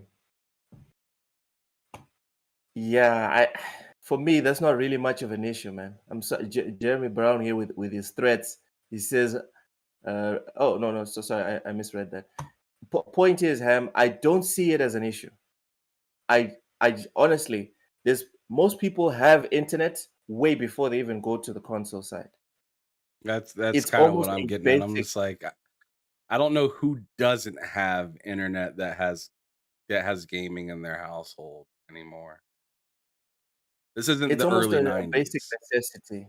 It's getting to the point, and I travel a lot for work. let me give you an example. My work situation, because sure, I live in the city, right? But I travel a lot. I go to like villages and whatever, and there's an internet connection, bro. There's people with smartphones. Yes, it's not an iPhone 14, but most of the people in the village, bro, in the village, there's places with no electricity. What they do is you can find them on Alibaba. There's these portable solar panels that you can have, right? You can buy. They sell them in the districts, in the villages, and people go and buy them and put them in their homes, even with no electricity. They plug in. They plug in there's iPhones. There's iPhone, I don't know, 6s, 7s. I haven't seen an iPhone 10 yet, but they have iPhones, they have Samsung Galaxies in villages. There is an internet connection. We have like 3 service providers. They're fighting very hard. Yes, Vincent Vega brings up a good point. He says Musk will get that money if not for Twitter Blue, for Starlink. Yes, Starlink is Yes. being very aggressive. They're being very aggressive in Africa, in Southern Africa. They recently went to Zambia, opened offices there. In Mozambique, they're already doing damage. I'm going to install Starlink soon. I don't have it yet, but I will install it very soon. And internet, it's something that for me at this point, it's not something we can sit here and say, this is a very big roadblock. It's just a roadblock if you want to play Overwatch all the time in the sticks, you are going to struggle. But if the idea is, what about 90% of the games in the gaming industry, internet-wise, you will have access to 90% of the games in the industry. Chio says internet is the most addictive product in the world. Yes, it is. Everyone has it, and it gets cheaper by the days. But by the day, Reichi says Chinese sellers are the real heroes. Yes, the Chinese are the first ones who came here, started setting up these 5G towers. But before they could finish, Elon Musk was like, let me show you what's up. I don't even need towers. I have a satellite. I'll sort this out. No I got space. problem. I'm telling you guys, internet, it's getting raw, dude. Like this excuse of, I don't have internet. It's like, nah, man. Nah. My ISP is down right now. All I had to do is convert some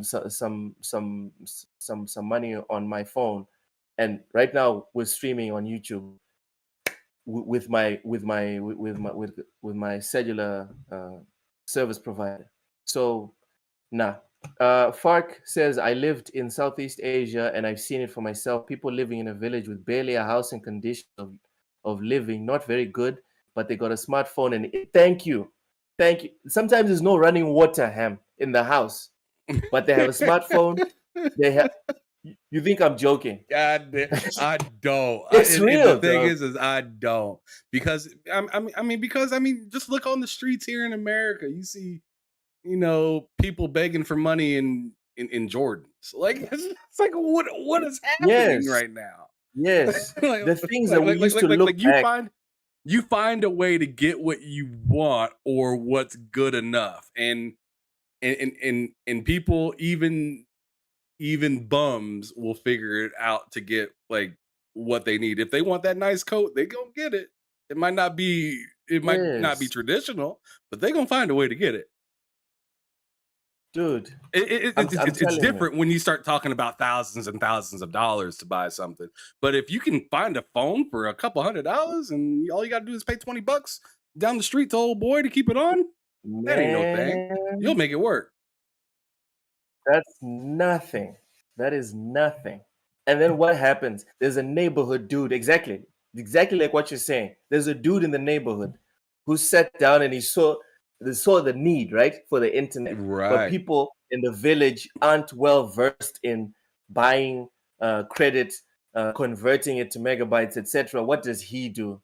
He goes to the service provider, buys a big ass unlimited bundle, right? That will cost him, I don't know, $100, and then he starts charging everyone in the neighborhood. oh yeah, $10 from this guy, $10, $10, $10, $10, $10. Like He's this got a family killer plan got router. 800 folks on it. What's going on? The dude's got a killer router. It's spreading to like, I don't know, 100 meters around or 300 meters or all over the place, and everyone is using the internet. He's making cash. All they have to do is make sure the thing is plugged, and they're seeing all types of shit happening on Facebook. Facebook is still a thing in Mozambique. It's still a very vibrant thing in Mozambique. I don't know how it is in America, but it's still a thing. Facebook Yeah. is popping But yeah, still. Facebook still be popping. Rain G4, and Sir X-Men. I think the whole internet argument is how we used to look at things to be a privilege 20 years ago, 10 years ago. Now they're not a privilege anymore. Now they're basic necessities that the prices have come all the way down. Vehicles, dude, I can get a car that works. It's not a lot of Land Rover, but a basic car that actually works with $500 in Mozambique. Back in the day, you need to spend a whole lot more money to get a second-hand car. Now you can do that with $500. So the bar of entry, it's not just Microsoft that's lowering the bar of entry. Since we're going back to gaming, it's not just Microsoft. Everything, the bar is coming down. Let's move on to probably Everborn Saga's biggest, most exciting game that's coming out this week. Sonic Superstars. Got a review from IGN.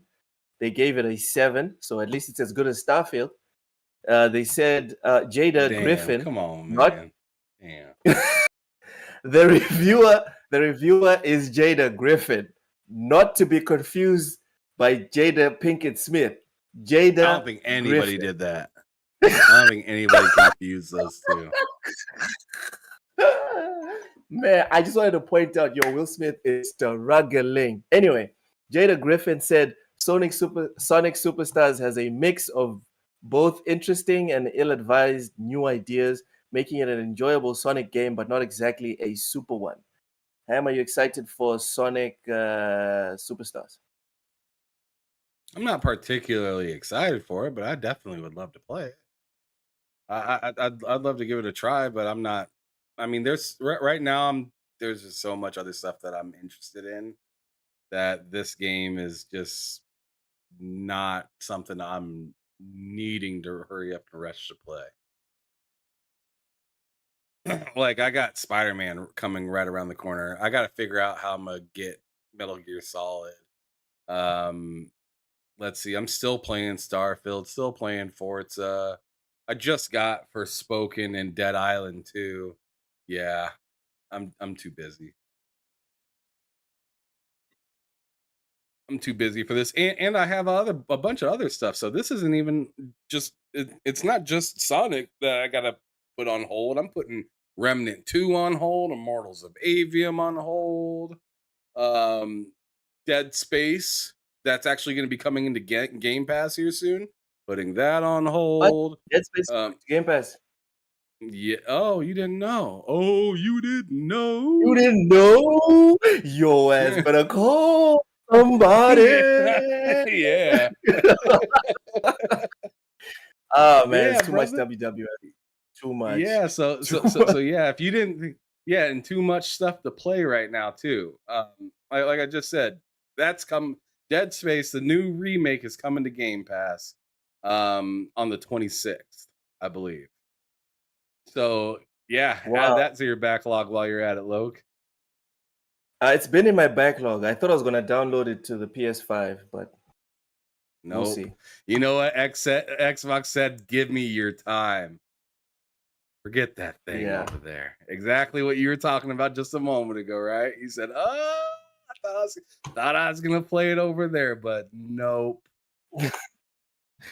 All right. Thought you were gonna play Call of Duty over there, but nope. No.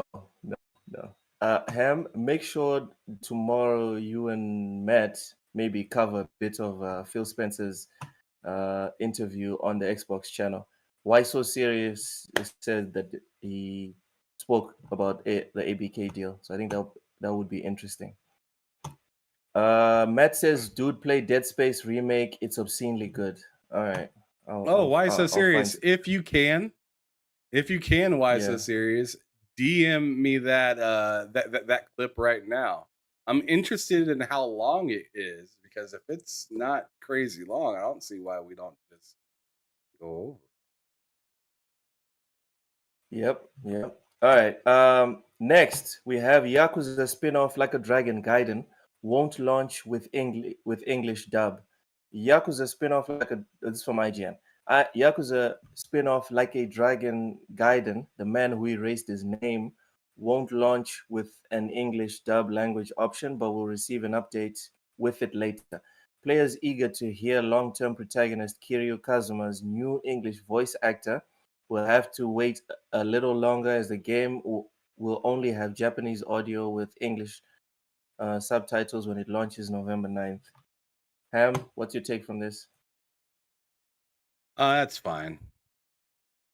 That's cool. You just said they're planning on adding it, right? Yes, they will add it eventually. Yeah. but it will So launch let me tell you right now, November look, by the time I get to this goddamn game, it'll have it. 9th. Because you know where Probably. I'm at in the series. You know where I'm at. You're I'm still still on at 0. I'm still on 0. I just got done. Literally. I I can tell you that I did this side mission not that long ago where this little girl was selling her damn draw. Yeah. Do you know what I'm talking about? Yep. Schoolgirl. Yeah. Yep. Her boyfriend's like, Hey, well, it's my girl, called- she ignored me. I don't know what's going on. She out here selling her draws to grown men. She like, I don't want to be selling my draws, but I gotta do it for big sister. She gonna beat my ass if I don't sell them draws. Tragic. Dude, by the time you get to Yakuza 5, like I am, that story is going to seem so tame to you, so quaint. It's shocking. Yakuza is like, it's shocking to hear that. It's on another level, dude. It's on another level. That's all I will say. No spoilers, but it's on another level. For me, the big takeaway from this is I don't give a fuck. Kiryu Thank you, sir. is Japanese. Kiryu is Japanese. I've played all the games with his Japanese voice. I will continue to play all of the Yakuza games or the Like a Dragon games, all of them with the Japanese audio. It makes no sense to me to use the English audio. If you don't like reading, hey, to each his own. For me, if I'm playing a game set in Japan and there's an option for Japanese audio, we're doing it. If I'm playing a game set in France and there's an option for French audio, German audio, etc., etc., I'm doing the audio, the local audio. That's what I'm doing. So I'm looking at this video. And it's about 40 minutes long. If you want to do it, we can. I have time today. You want to do it now? We could. Oh man. All right, let's finish this off and then jump off to that. All right, so we're done with so Like you guys Dragon. stick. So We're almost just let me done. say this real quick. You guys stick around. We're gonna go through the Phil Spencer interview that just happened here just momentarily. If you're sticking around for that, please whether you're sticking around or not, hit the like button, please. We definitely appreciate that. Share this out. Let other people know what's going on. Yeah, we'll be doing that here shortly. We're going to cover a couple of these last couple topics and then knock that out for you guys, so you guys can hear for yourselves what they said and also kind of our takes on how we feel about what he said. What's up? Also, Why So Serious? Thank you so much for the plug. Really appreciate that. Yeah, he plugged it, but Sir X-Man sent it. So shout out to Sir X-Man as well for sending that link so quickly. Shout out to Sir X-Man. Thank you. Yeah, I asked for it, and he's like, Sir X-Man said, I already sent it. And I was like, that's what's I got you. I got you. All right. Next, we have Netflix reportedly interested in adding Grand Theft Auto to its games catalog. This is from VGC. According to Yo, a Wall what Street, the hell? That's crazy. yeah. That's According to a Wall mad Street, crazy. yeah. According to a Wall Street Journal report, they have unnamed sources. Over the next few months, Netflix subscribers will be able to play mobile games based on its hit properties, including Squid Game, Wednesday, while the company is also exploring games based on Extraction, Black Mirror, and its Sherlock Holmes series. It has reportedly been in discussions to release a game within the game. To release a game within the Grand Theft Auto series through a licensing deal with Rockstar owner Take Two. Ham Solo, is will we ever get Grand Theft Auto 6? That's my first question on this one. I can see why you asked that and why you question that, because it's just like, if you're gonna, they're just getting plenty of milk out of the same cow, right? Yep. Which is insane. Yep. But It's yeah, getting out of I hand. 100% think I 100% think that there's going to be a GTA 6 in the matter of the next like year and a half or two. I just think that I think they really want to make sure that they're solidified for the rest of this generation and maybe even the next one. So there'll definitely be a GTA 6. But what I'm also thinking is, don't expect a GTA 7 next generation.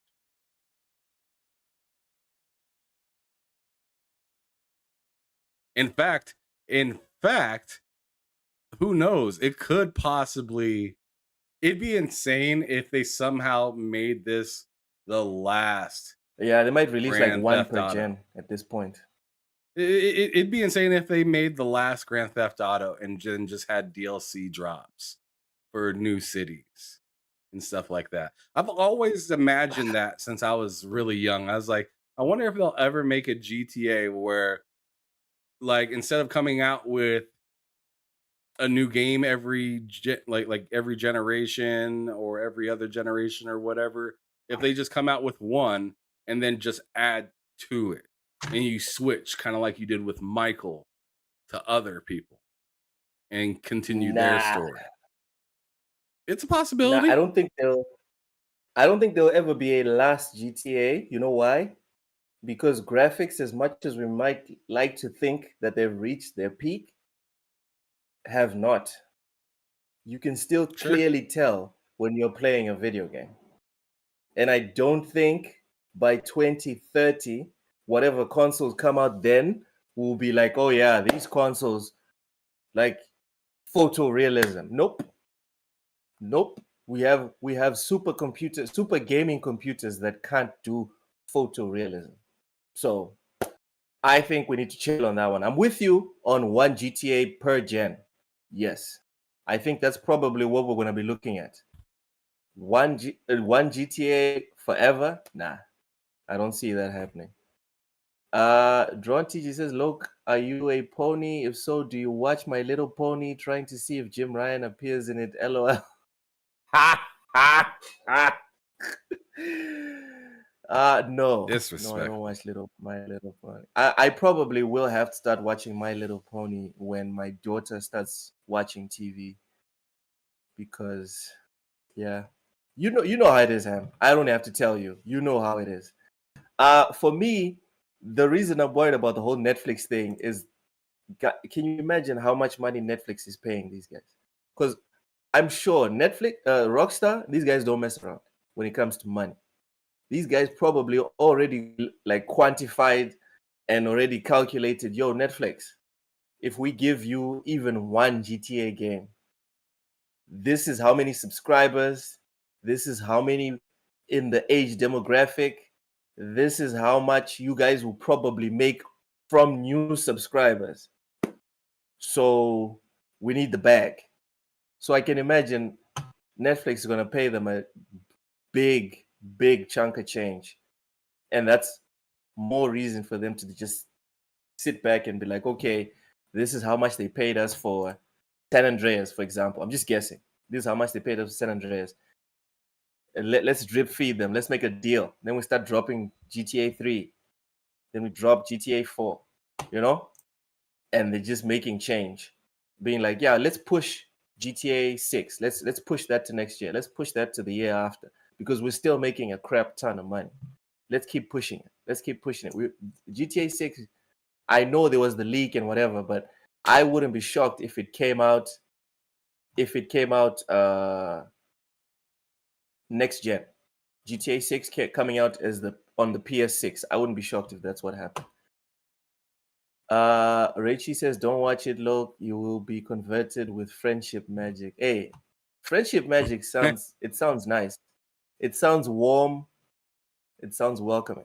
Anyway, moving on. I bet it does sound devs incentivized to bring all the titles to Epic Game Store with 100% revenue share.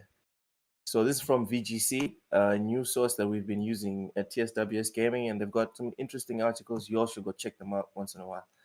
Announced in August, Epic First Run. The program is called First Run. Lets developers claim 100% of revenue if they agree to make their games exclusive on the Epic Game Store for 6 months. After the 6 months are up, the game will revert to the standard Epic Game Store revenue split of 88% for the developer, 12% for Epic Games. The same financial terms are being offered to developers and publishers who participate in a newly announced back catalog incentive scheme, new on Epic. So in this program, this program is open to developers and publishers with registered Epic Games developer accounts and eligible products that launched on another storefront or service before October 31st, 2023. Any product that has been previously released and is currently live on another third-party PC store, just say Steam, guys. Currently live on another PC store or included in a third-party subscription service available on another third-party PC store is eligible. If you have 3 or more products on a third-party store or third-party subscription service, you must bring at least 3 of them to Epic Game Store. If you have less than 3, you must bring all of those products to... Okay, but this is wrong English-wise. I'm sorry, Ham. I'm a stickler for these things. If you have less than 3, you cannot say all anymore. You have to say both. Right? So this person misspoke. Participants can enroll in the scheme until December 31st, 2024, and all eligible products must be released on the Epic Games Store by June 30th, 2025. How do you feel about Epic going for Steam's knees some more? Because they've been doing it for a while. What about this one? Do you think this one's gonna move the goalposts? I mean, Epic's doing everything that they can, right? is what it seems like. I mean, and they're doing it in really weird fashions. I don't know if this will really pan over or do anything. What do you think? I think it will, because Why? we are literally talking. We're talking about. They're talking to their customer base. Their customer base is not me and you. Their customer base is devs and publishers. So telling them, if you put it on here for 6 months, the first 6 months, all the money you make is yours. That's hot, dude. That's very hot. They're talking about just ripping games out of there, though, right? What do you mean ripping games out of there? I'm sorry, I must have misunderstood what you were saying. I thought you were talking about them bringing old games.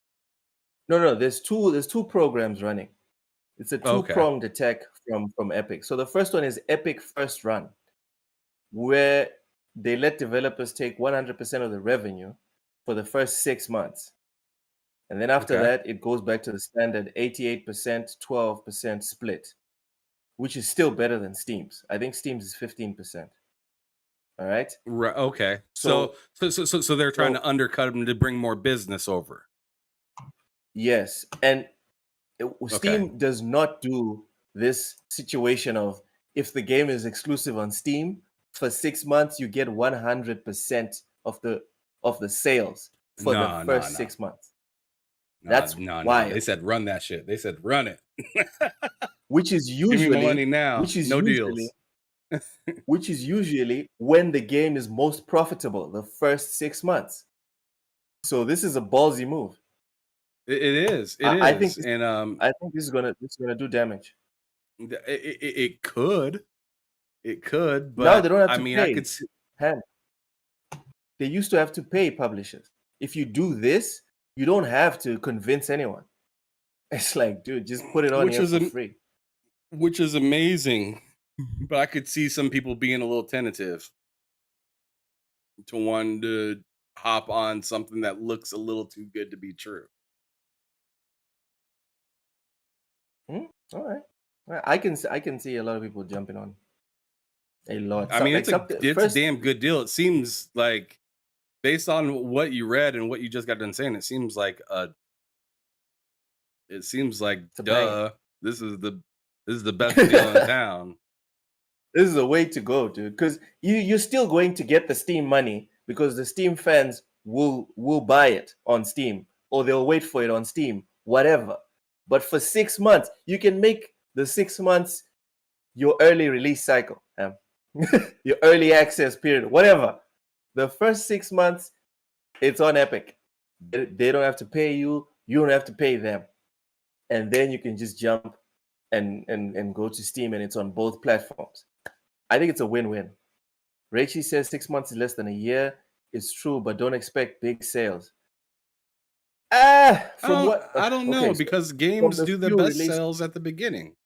Yeah, from the few AAA games we've seen that have actually deigned to share their sales charts or the sales charts leaked, it was very clear that in the first 6 months or the first year, that's when the numbers were like at their top. After the 12-month period, it drops off significantly. But the first 6 months, dude. Just use Jedi Survivor as example. That game was $70 off the rip, and it was busted, but everybody is buying it up.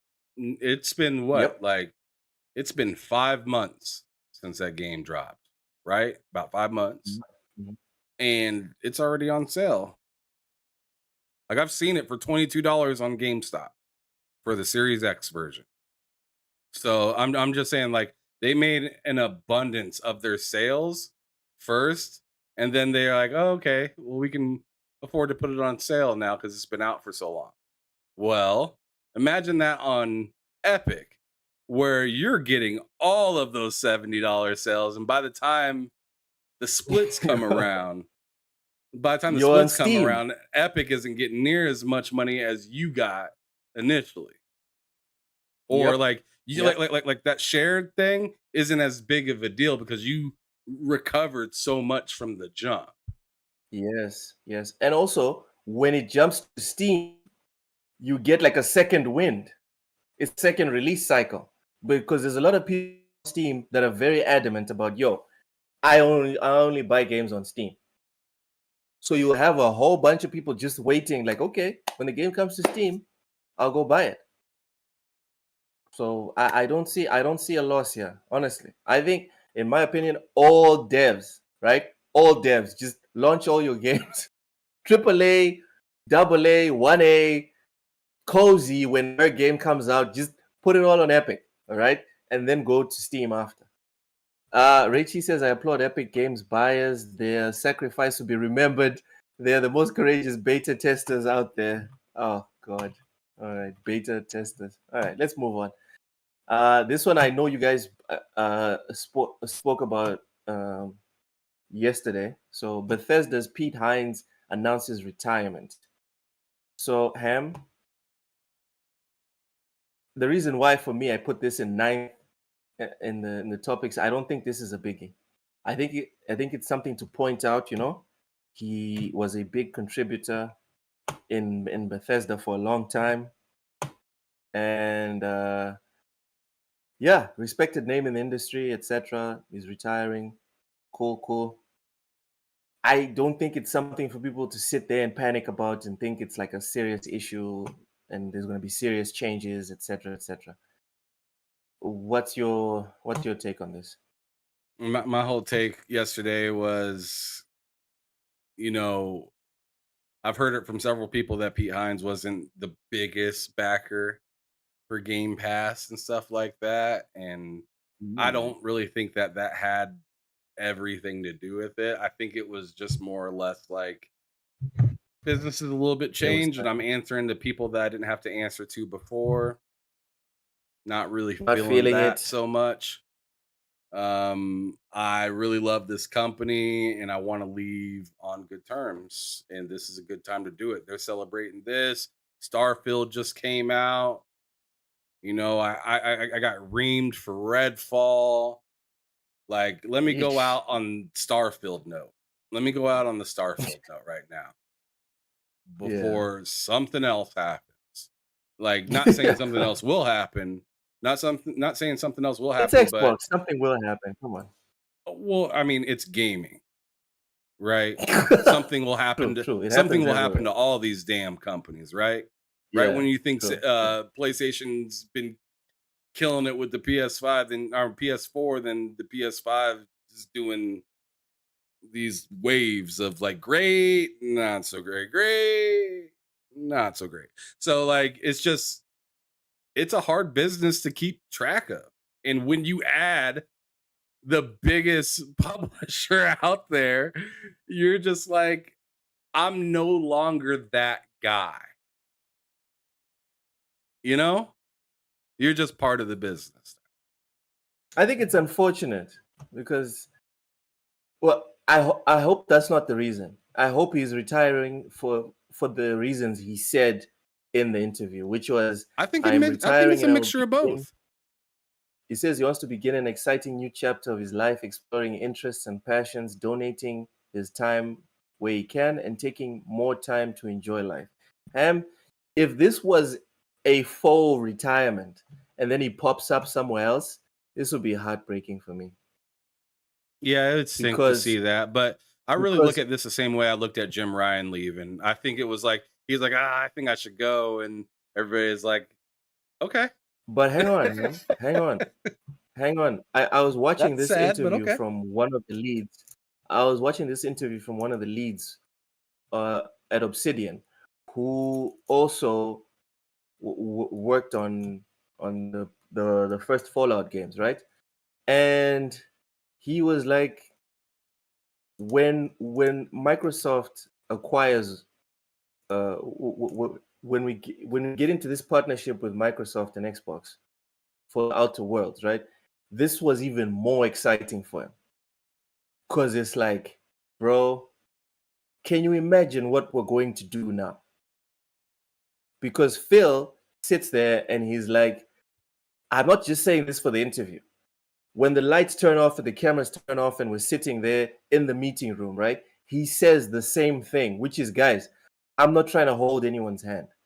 I just want to make sure you guys have the platform to make the best game that you guys are thinking about or dreaming about.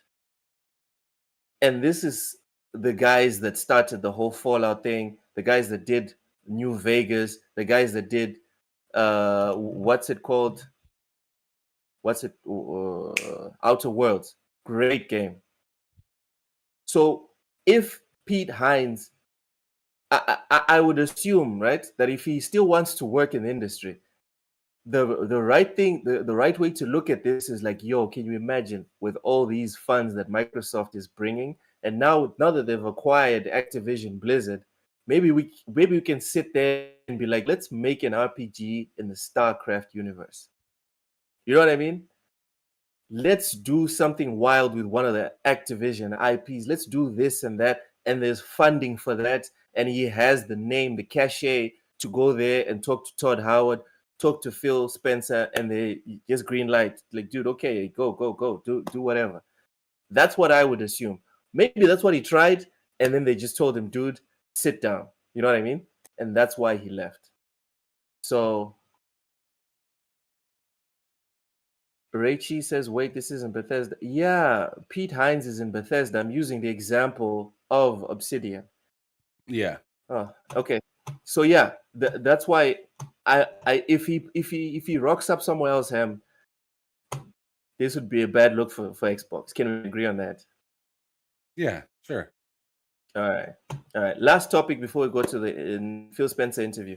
Climate activists land devastating blow against big oil by disrupt minor Tekken tournament.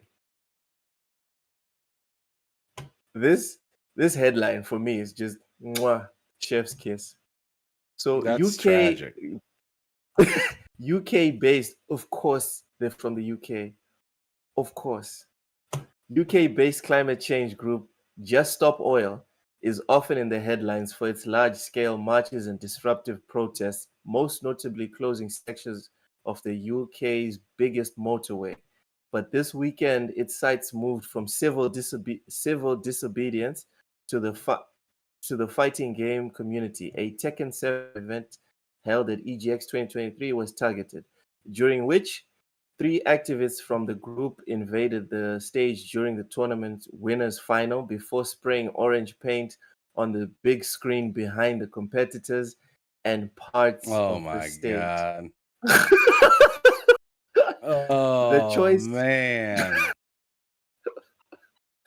the choice of target may seem odd.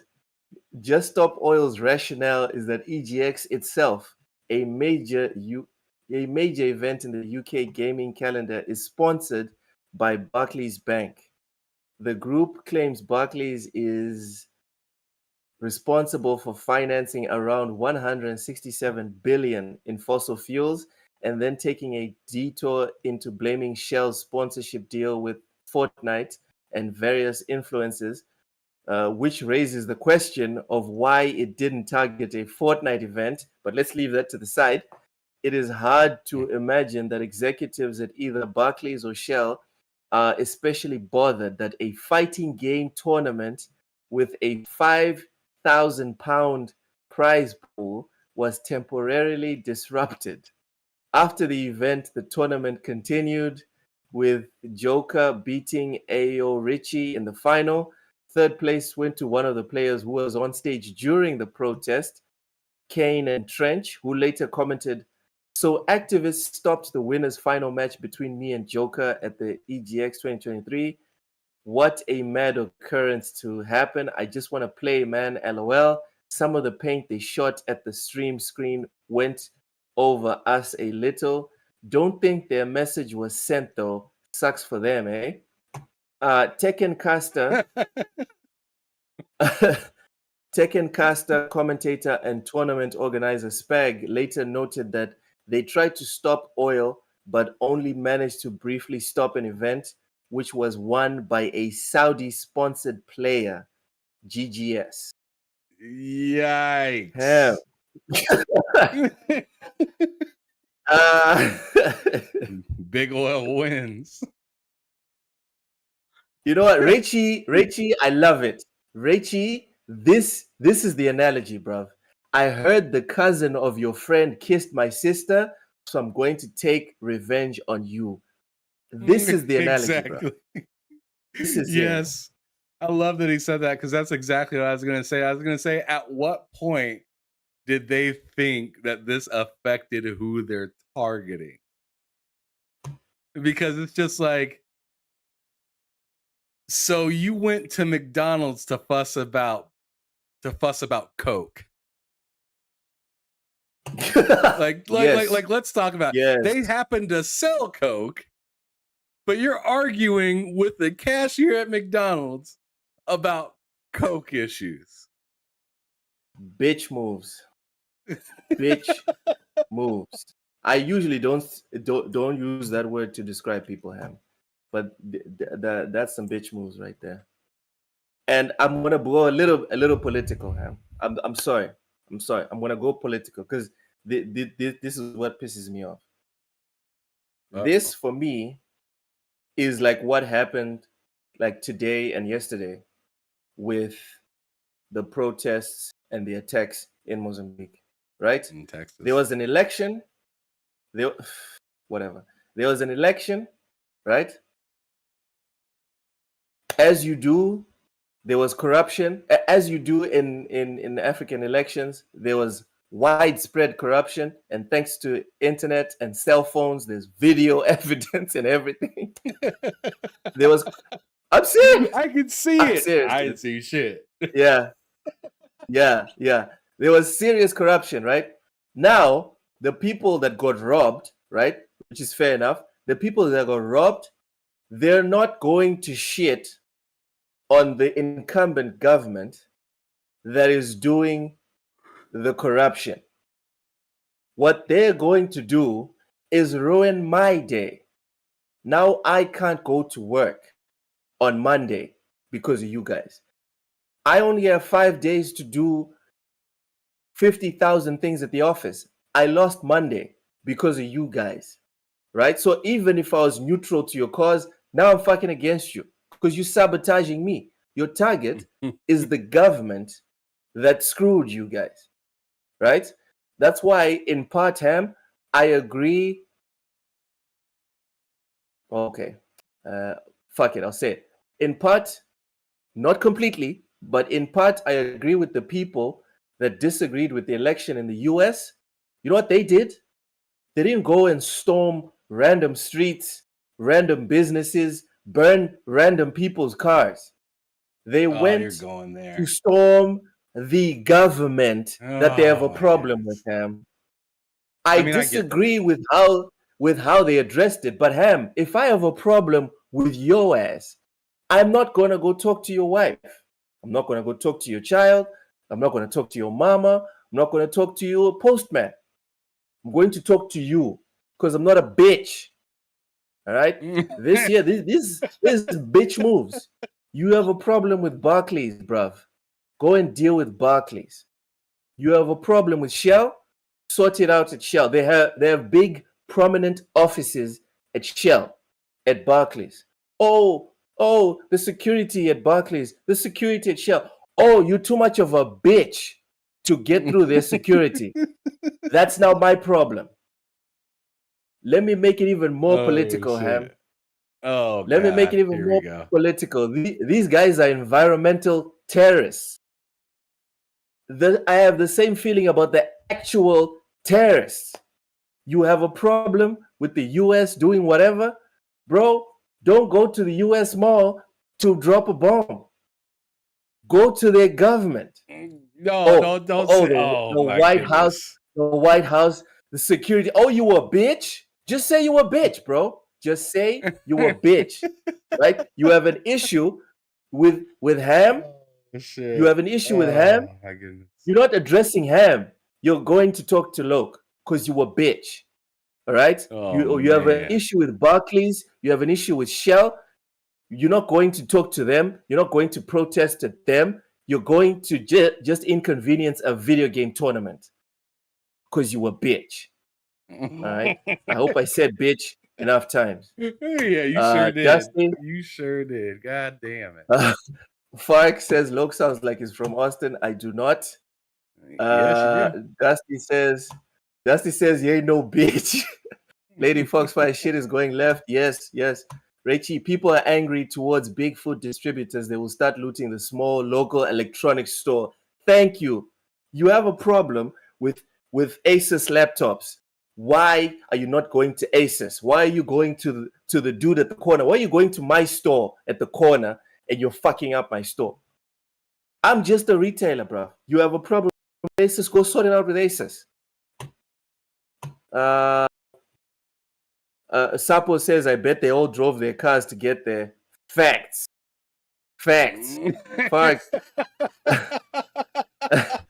Fark says Loke never getting his entry into the US. Oh man. I wish I could respond to this, but only Ham can understand when I say that's not a problem for me. Only Ham can understand. Chio Walker closes it properly. Loke 7, aka Cartman. It's cool. If Cartman is the one saying the quiet loud, the quiet part out loud, then I'm the one saying it. They bitches. That's what they are. Let's do the Phil Spencer. Let's do this Phil Spencer interview. I'm gonna turn this on. I'm gonna turn this on, and then I'm gonna run to the restroom. But I'm gonna be able to hear. Loke, I recommend that if you can pull it up on the side, so you're on the same I'll just watch it time on the that side. we are. Yeah. I want you to fast forward to 7 minutes and 37 seconds. 7:37. It's coming towards there's a lot the of end. couch stuff. Yeah, because at the beginning they're talking about the Halo World Championships, and they're just talking about Minecraft Live at 7:37. I think that would I mean I don't that's want to kind talk of about what you just got. Minecraft Live. Okay, well then we'll I skip don't. to 9 minutes. Yeah, Skip to 9 minutes. yeah. Let's go to 9:11. Yeah, No, I'm going to 9:08. 9 Sorry, minutes. sorry. I'm just No going to 9 saying minutes. I'm letting it 9:11. go. My bad. I shouldn't have said 9:11. My bad. You're saying a lot of stuff today. Go. 9 minutes. All right, I'm gonna start it right now. Let me know when you want to pause it and say something. Okay. All right. Oh shit! I got to turn on the sound. Talking about that with you, Phil. Also, the big deal has closed. Beginning of the copium. That's what it is. Headlines. A lot of YouTubers saying things like, "It's done. It's done." And we were talking earlier. This isn't the end. This is really the beginning with Xbox and Activision Blizzard. Yeah, I think the regulatory process, let's just say it took so long that it almost felt like the game or the kind of goal itself was to get through the regulatory process. That's just the beginning. In fact, this evening I'm flying to Stockholm to see the King team. It's a team I don't know that well, so I'm really excited to go see them. I think we're in Stockholm and then London. They have a couple other locations. I don't know that we're going to make to all the locations, but I'm really excited about seeing the teams. The following week, I'm going down to Southern California. I'll go to Blizzard. I'll go see Activision. And to me, when I think about where we're trying to go, it always starts with the teams, right? The teams have to feel motivated. They have to feel inspired. They have to feel safe. They have to feel heard. And because their passion, their commitment to the things that they build, the way they run their games, that comes from the culture of who they are. I've said it many times. I think teams ship their culture in everything they do, whether it's implicit or explicit. You can kind of feel the dynamic on a team and the creative output, whether it's a band, whether it's a writer, or whatever. So spending time with the teams and getting to hear from them where they're going.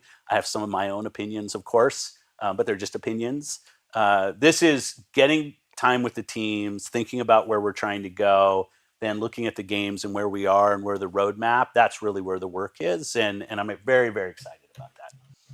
And as part of that journey, obviously, there's the big burning question that everybody would like to know, and you mentioned it in your Xbox Wire When's Hexen post. coming back?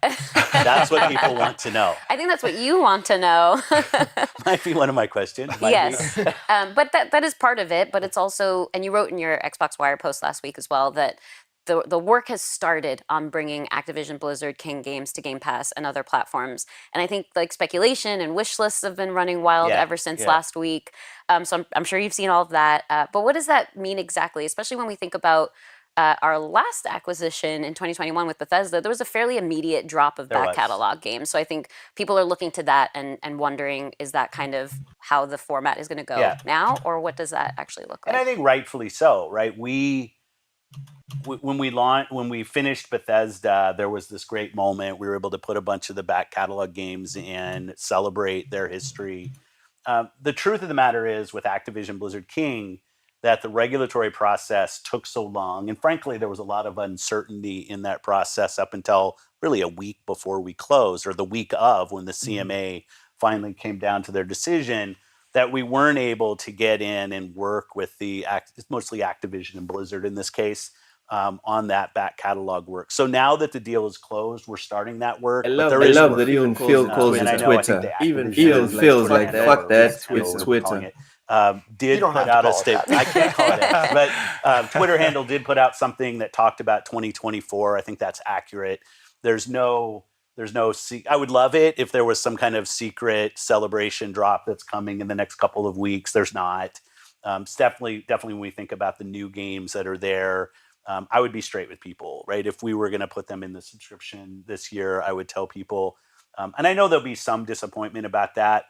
This acquisition is definitely long-term. So the fact that we're not hitting day one with a bunch of games dropping in to Game Pass is a little bit of a downer, but I'm very excited about the future. And I just want to be straight with people that that's where we are. There you go, addressing the rumors. Now let's talk about Call of Duty Modern Warfare 3 coming out next month. Very excited. I played the beta over the weekend. The open beta, what did you think? It's very interesting getting humbled by your reaction time going down every single year. Okay, young man. It's very clear that I count my reaction time in like tens of seconds now. Well, people are getting really good at the game, but to that point, like people are really excited about it. And I think for players who may not be playing on Xbox, they want to know, what does this mean for them on their platform? Like, is Xbox going to see exclusive DLC, early release, things like that? So what can you tell players who are looking to play Call of Duty on other platforms? And when we say other platforms, I think we're talking about PlayStation. Yeah, I think that other one. Yeah. I mean, because I think the PC players, their PC is unique, and I want it to feel like it's part of the overall gaming platform that Xbox focuses on. We've been on that journey for a while with our first party and our Xbox app on PC. There's a lot of work for us to continue to do there. For Call of Duty players on PlayStation and in the future on Nintendo, I want you to feel 100% part of the community. I don't want you to feel like there's content you're missing out, there's skins you're missing out, there's timing that you're missing out on. That's not the goal. The goal is 100% parity across all platforms as much as we can for launching content. I say as much as we can on parity because clearly some platforms have resolution and frame rate differences Phil. just based on perf. To get you to buy an Xbox console. Like we have no goal of trying to use Call of Duty to get you to buy an Xbox console. So it is, I want the Call of Duty Nation to feel supported across all platforms. We've been on the other side of some of those skins and times, even this beta, wasn't on Xbox the first week. I don't think that helps the community. I don't think that helps the game. And so it's the focus. If you're a PlayStation player, you're a Nintendo player, PC player, or an Xbox console player, I want you to feel like 100% part of the Call of Duty Nation. Love that. Yeah. So let's talk about, we were talking about the rumors of when, things might appear on Game Pass. The other sort of set of rumors or speculation out there. Rumors. There's only the two, right? Is like, only two. Are you bringing back Guitar Hero or Tony Hawk, or would you have Infinity Ward work on this Xbox IP? No, Supples. These do not sound like guys in third place. And that stuff's been, They there do was not. 20 months to think about those types of things. Yeah. But now that officially the team is joined as of Friday, so you have 9 studios. There's a wealth of IP from Activision. How are you thinking about these new teams, these new franchises, or new to us franchises? How do you even take all of that in? Yeah, the first thing, as I kind of mentioned before, is to go spend time with the teams. Because I just don't think that a team working on something that isn't their passion leads. Yep, Pat, pause. I'm at 1627. Are you there as well? 1613. That's why I told you to go to 9, Phil, but you didn't. So Phil's talking about sitting with the teams. Play it till 27. To the best result. So I might have my list of things from my memories in history that I want to see made again. Everybody will, right? When I just think about, not just about Activision Blizzard King, you add in Bethesda, you add in Xboxes. All right, at 1628.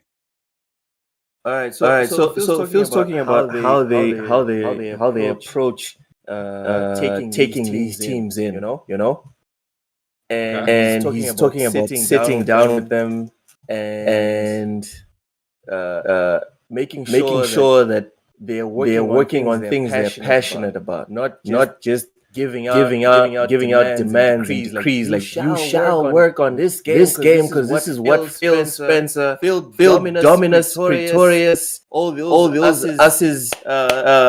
Spencer's decrees you make. Aurelius. The fact that you know all of it is cringe. Stop. I'm sorry.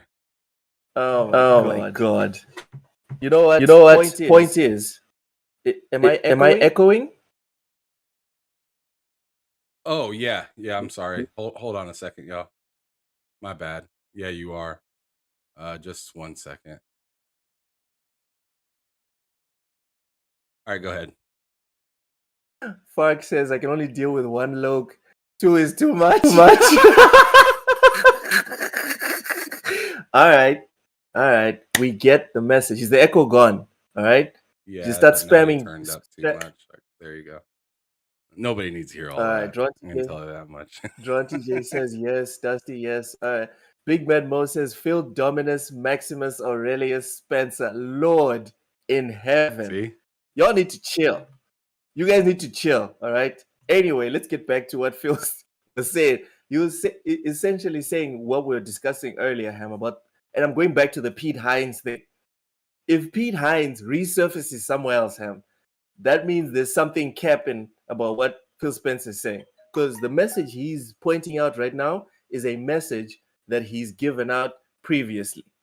So he's saying that he and his team, I'm guessing Sarah Bond and all the other execs, are going to sit down with all the various teams and make sure everyone feels heard, safe, and all that, and they work on what they want to work on, not what they're being told to work on. Shit. You see what Ray Chi said?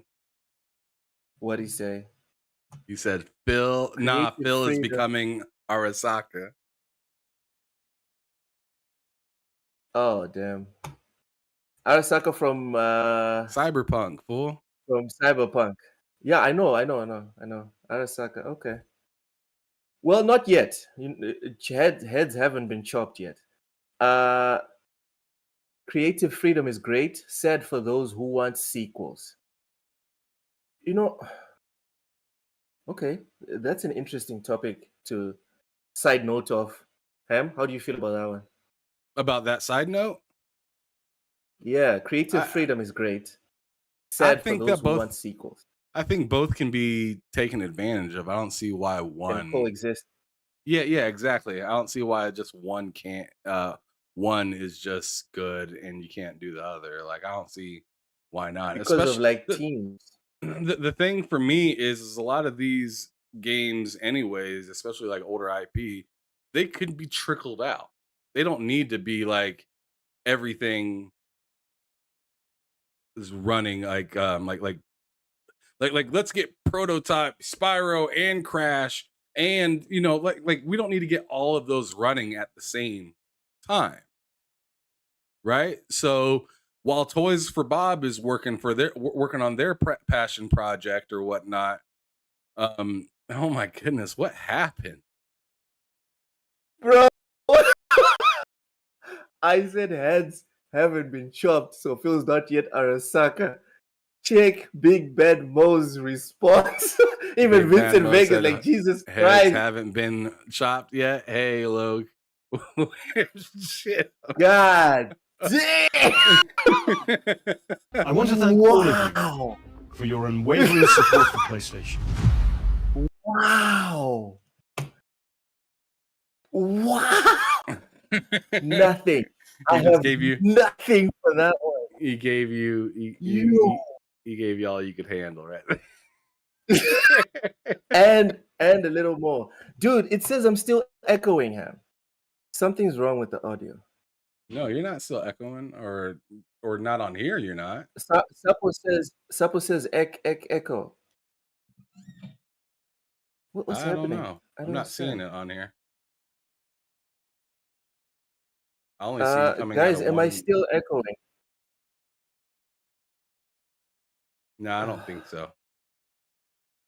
All right. Oh my God. Big Man Mo. Lord, you know what, Ham? We need to start figuring out. Maybe on Tuesdays we figure out a $10 voucher for someone. Because today, Big Man Mo killed it. Right there. Like, murdered it. Chopped the head off of it, dude. Like, I don't think there's going to be a comment that gets me disheveled like that one. That was just... Whew. Anyway, Ham, to finish my point, Phil Spencer, he's saying the right things. We're going to sit down. We're going to let people work on what they want to work on. If Pete Hines comes back, and this is something that even Big Mad Mo said previously, he said Pete is disgruntled. So I'm guessing you want to say Pete is disgruntled. If Pete comes back, Ham, after all this talk about inclusive ideas and people being given the freedom, etc., I think I could sit here and be like, yo, maybe it's not 100% for everyone that the freedom thing applies to. Someone probably tried to put Pete into something or force him into something, and he was just like, no, I'd rather just leave. Maybe. Is I'm that kind of wild? over all that.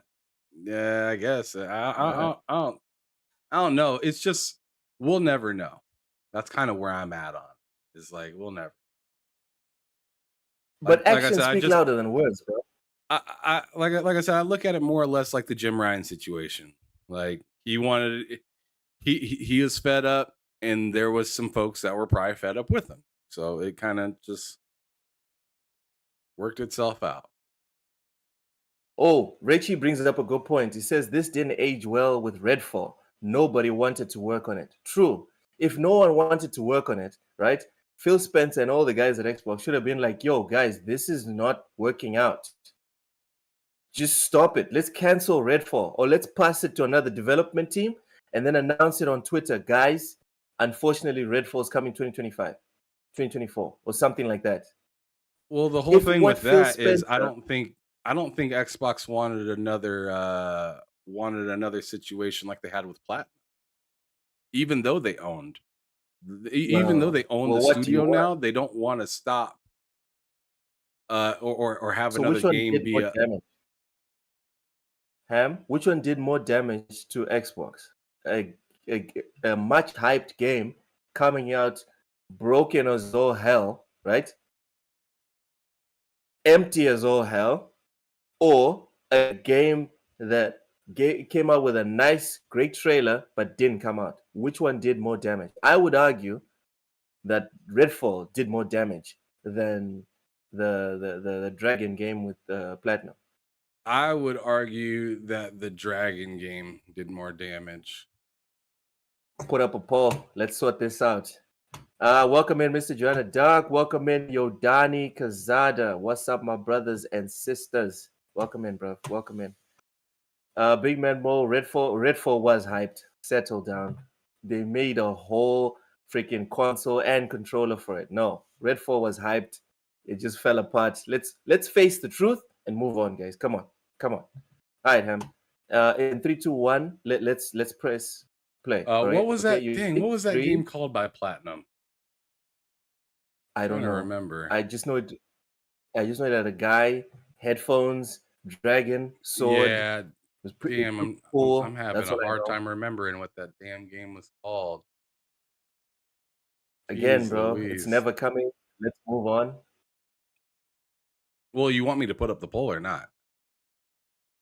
Oh yeah, you can put up the poll. Well, how am I going to put up a poll when I don't know the name of the game? Okay. All right. Hold on. Scalebound. Thank you. I just Scalebound. There we go. Scalebound. I was waiting for somebody in the chat to say it. There we go. Which one? The poll is up. Which one was worse for Xbox? I voted Scalebound for or Redfall? God damn it! Y'all already capping for Scalebound. Come on. Redfall. Let's go, baby. Let's go Redfall. Let's go Redfall. I mean, you can't chant on it just is what it is. Like Redfall or Scalebound, to me, it's just like something that we seen that we'll never get to see through, versus Redfall, where it had the hype and but at least we got to see it and it actually came out. It came out messy, but then they ended up fixing it, and we'll just have to wait until time to see where that leads the game. But as for Scalebound, that game looked like a mess, and it never came out. Mr. Jordan Doug says I West. All right. Let's go back. I'm ready whenever you are, though. Okay, 3, 2, 1, go. History Rare, like the amount of franchises that we now have in our portfolio it's kind of inspiring. It's daunting. I feel that we have to be a great custodian for the content that we touch. These are memories from people on different platforms, different decades. And I want to make sure that when we're going back and visiting something, that we do it with our complete ability, a motivated team that wants to go work on something and make a difference, not just create something for financial gain or create something for a PR announcement and not deliver on the product. So I'm going to start with the teams and what are they passionate about. That's why I'm excited to go on these visits. And then we'll look at it. Like I think we've done an okay job as Xbox. I don't think we've done kind of an A+ job on looking at our franchises and revisiting them. It's always a trade-off between what do you do that's new and going back and doing something. I do think with Game Pass, we have the ability to maybe pick a couple franchises every year and almost do like a revisited. I just made up that term, so it's not a brand. It's not on a box. It's not on a box, but you know, I tease about things like Hexen just because I remember playing it as a kid. I have no plan for that, but I do think when you look across all of the franchises and are part of our teams, there's an opportunity for us to go back, even if it's just to recognize the moment and what those things meant in gaming's history and do something right with it, make it available to people through Game Pass. I think there's an opportunity. There's not a plan for that, but there's an opportunity. If teams want to go back and revisit some of the things that we have and do kind of a full focus on it, I'm going to be all in on that, because I think there's just an amazing trove of things that we can go and touch again. It doesn't have to just be about Activision and Blizzard. Like I said, when you look across all the portfolio, I think about things like the Quake 2 remaster. It just came out from it. I thought that was awesome, right? They did a real good job revisiting a game, making it current, but also not leaving the history behind. So I'd love to see more things like that. So you mentioned the trove of content, the treasure trove, and you've mentioned Hexen. Yeah. I think so. It fits. But are there, Hexen's maybe a deep cut for some because it's a shooter from the 90s, Yeah. and we obviously have a very wide-ranging community. Are there any other games or franchises, just for you personally, deep in the vault that we can now potentially explore that you're just personally excited for people to discover for the first time or maybe rediscover? I hadn't really thought about that question. Specific on Activision and Blizzard, there's some moments in Activision's history. You mentioned Tony Hawk, you mentioned Guitar Hero, even things like Skylanders, or that were moments where the teams kind of innovated outside of expectation. What do you mean I'm going to carry a plastic guitar and plug it into my console and play? Like, that's never going to work until it worked. And then everybody said, well, of course that was going to work. Skylanders kind of the same way. For me personally, though, when I think about the franchises, I kind of go back to things like some of the old Infocom things that were, like, if you just asked for me personally, part of my youth, the Text Adventure Zork, those kind of things. I think about King's Quest. I thought they did a really nice job. But like those, the Sierra catalog, the Infocom catalog, just because of my age, like those things speak to me because they were moments in my gaming career, my gaming kind of experience that really meant something. And I love those. When you think about Blizzard and all those things that they've done, like amazing franchise, StarCraft, like it was in the video that the teams did, which I know there's been some discussion about should we have done a video for an acquisition or not, but there's just some amazing franchises in there. Most important is that we treat them with the respect that they deserve, and we don't turn it into some way for us just to kind of, like I said, a PR moment or something else.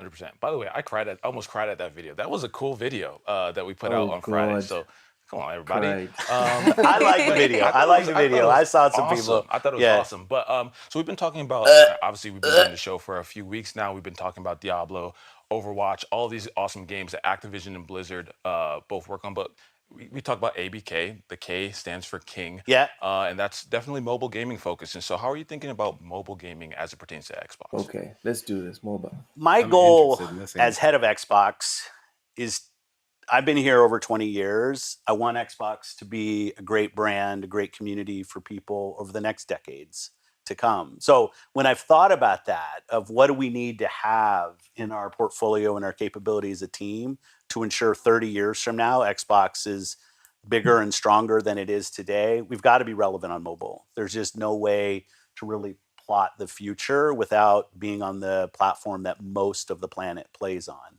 The games are different, the business models are different, the whole dynamic of how you distribute, how you find games is different. So when I was looking at that, I needed to find a team that's had amazing success for us to learn from. So literally, Amy Hood, who's the CFO of Microsoft, and I went through a list of who are the most accomplished publishers in the mobile space. And most people wouldn't have expected, I think, I didn't, that Activision would have been as high with the King work, as well as the Call of Duty mobile work, Warzone stuff that they've been doing, Diablo Immortal. And so I want to go learn from those teams because I think it's critical for us to deliver on the full promise of over 2 billion people playing, the opportunity to reach more of 3 billion people playing video games, to reach more and more people, that people who only play on their phone find Xbox to be something that's interesting for them. It doesn't mean I want to turn all of our franchises into mobile franchises. It doesn't mean everything's going to go free to play. I think the distribution and business model kind of diversity that we have is a strength of the platform. People who want to buy games, I love that. People want to subscribe to their games, it's great. Free to play games are great as well. But I'm really looking forward to learning on mobile because it's the truth of the matter is if you're going to continue to be relevant in gaming at a global scale, you're going to have to find a way to be relevant on the largest platform, which is mobile. So looking forward to flying and seeing King and talking to them and learning. Yeah, like you mentioned, you're heading out to Stockholm here later today. Xbox is already a big team, and now it is much bigger with it. Yep, your pause. I paused at. It doesn't matter. I get it. We're within 5 seconds. Right. That's fine. Yeah, mobile. Is it me or did he not answer the question? Well, depends on what he's. Continue. Because what he said is they're going to invest in mobile, but they're going to learn, and there's going to be diversity. What I was looking for is like specificity on how Xbox specifically was going to integrate with mobile. You know what I mean? Like, are you just going to take King stuff and slap the Xbox logo on the King stuff when someone opens a King game? Is that all you're going to do? Do you understand? Like, I wanted more. Like, are we going to develop new games? And if we are going to develop new games, are they going to be more centered on free to play and people paying $2, $2 or $1 at a time? He did answer or that. is it going to be? He's talking about diversity. Well, yeah, now he is, but he did answer what you just said. Which is he did just get done saying that he's looking to do more than just live service or one just type of game, but to bring the whole diversity of all different types of games in mobile, not just what they have already. But there's going to be a focus. There has to be more of a slant to whether it's free to play or whether it's the Apple model of essentially making AA full games on mobile. You know what I mean? Well, I'm sure there might be a slant at some point, just like you say there's a slant for Xbox itself when it comes to single player games versus multiplayer kind of games. So there is a slant, but I doubt that they just come out and reveal that less than a week after acquiring them. You just have to kind of see as they build, and whichever one takes, the cake, takes the cake. Okay. I don't see them reading into it before they've completely even figured it out for themselves. It's kind of what I'm saying. Oh, but that's tricky, Ham. That's tricky. You think someone's gonna acquire? You think someone's gonna spend 69 billion and not have an idea of what they want to do with whatever it is they're spending the I'm sure they 69 have billion an on? idea, I'm not Loke, but I saying. don't think they're going to reveal that to everybody less than a week after they just acquired it. They'll talk All about right. minor directions in which they're planning on going, but they're not just going to be like, all right, well, here's the entire plan. Let me unwrap the It doesn't have to map be the whole and plan, show man. you. It doesn't have to be. No, no. It doesn't have to be But like, you're no, we're going to asking for release X games or whatever. you just asked for On specification, the and I'm slant, telling you on that the they're not slant. going. I'm talking about specification on the slant. I'm not even talking about specification of what games they're making or whatever. Just the slant. We're going to try to lean more into into free to play. We're going to try to lean more into the Apple model of it. It wouldn't have to be the Apple model or of like a model of maybe free-ish games that are full once you pay for Game Pass, etc., etc. You know, it's not specific of what this is exactly what we're going to do. This is more or less what we're thinking about doing. I don't know. Maybe That's I what I heard it was looking. differently. I thought what I heard him say was, we're not just going to do like live service, as in thinking that, well, we already have a lot of live service stuff within Activision's mobile games. So it seems Just like add the Xbox. what he's saying is, yeah, we'll be having that, sure, but we're going to add other things as well. That's what I thought I heard. I said, I mean, that's what I thought I heard him say. You hear him But say, okay. Richie ready to says continue? mobile. Okay, mobile. Stop saying it and start porting your games mobile. Look, Pentiment, he is just waiting to be ported. Yeah, you know what? I agree with that. Mm. Even if that's like the main point for this year or next year, all the like light games, you know, that are not very taxing, port them straight. Just port them. Mike Johnson says basically there's nothing to talk about. Nothing has changed. They were already going to get the game. Sexman says, look, they have people smarter than us. They are going to figure this out. I'm sure. I'm not saying they don't know what they're doing. I'm just saying I was looking for more from that response. I'm not in any way, shape, or form implying that Xbox is, just in the dark trying to figure out what they're going to do with this. No. That's not what I'm saying. I just wish that he had given us more. That's all I'm saying. Ham, you ready to go, or do you want to add something else?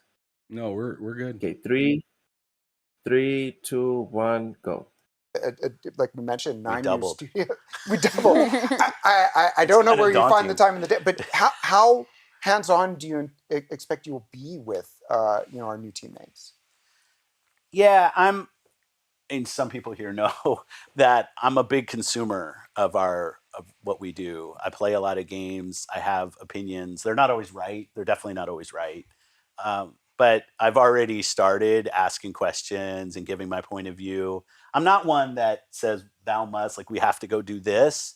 But asking questions both to learn and to see what we're thinking about and where the ambition is.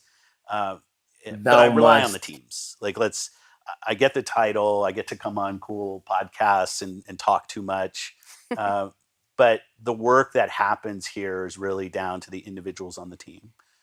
From people who are on camera 5 times in the last 5 weeks as opposed to 1 time in the last 5 weeks, the people you can't see that are behind the scenes that make sure these shows happen, the people who are the community managers for the games at places like Minecraft, places like the Forza team, and all, like it is the most important thing I can do is empower the teams. An empowered and motivated team that feels like they have kind of agency and ability to drive their own vision with a perspective that maybe I can help. That is if there's anything I can do in my role, it's empower the teams and make them feel safe, make them feel like failure's okay. Let's go learn.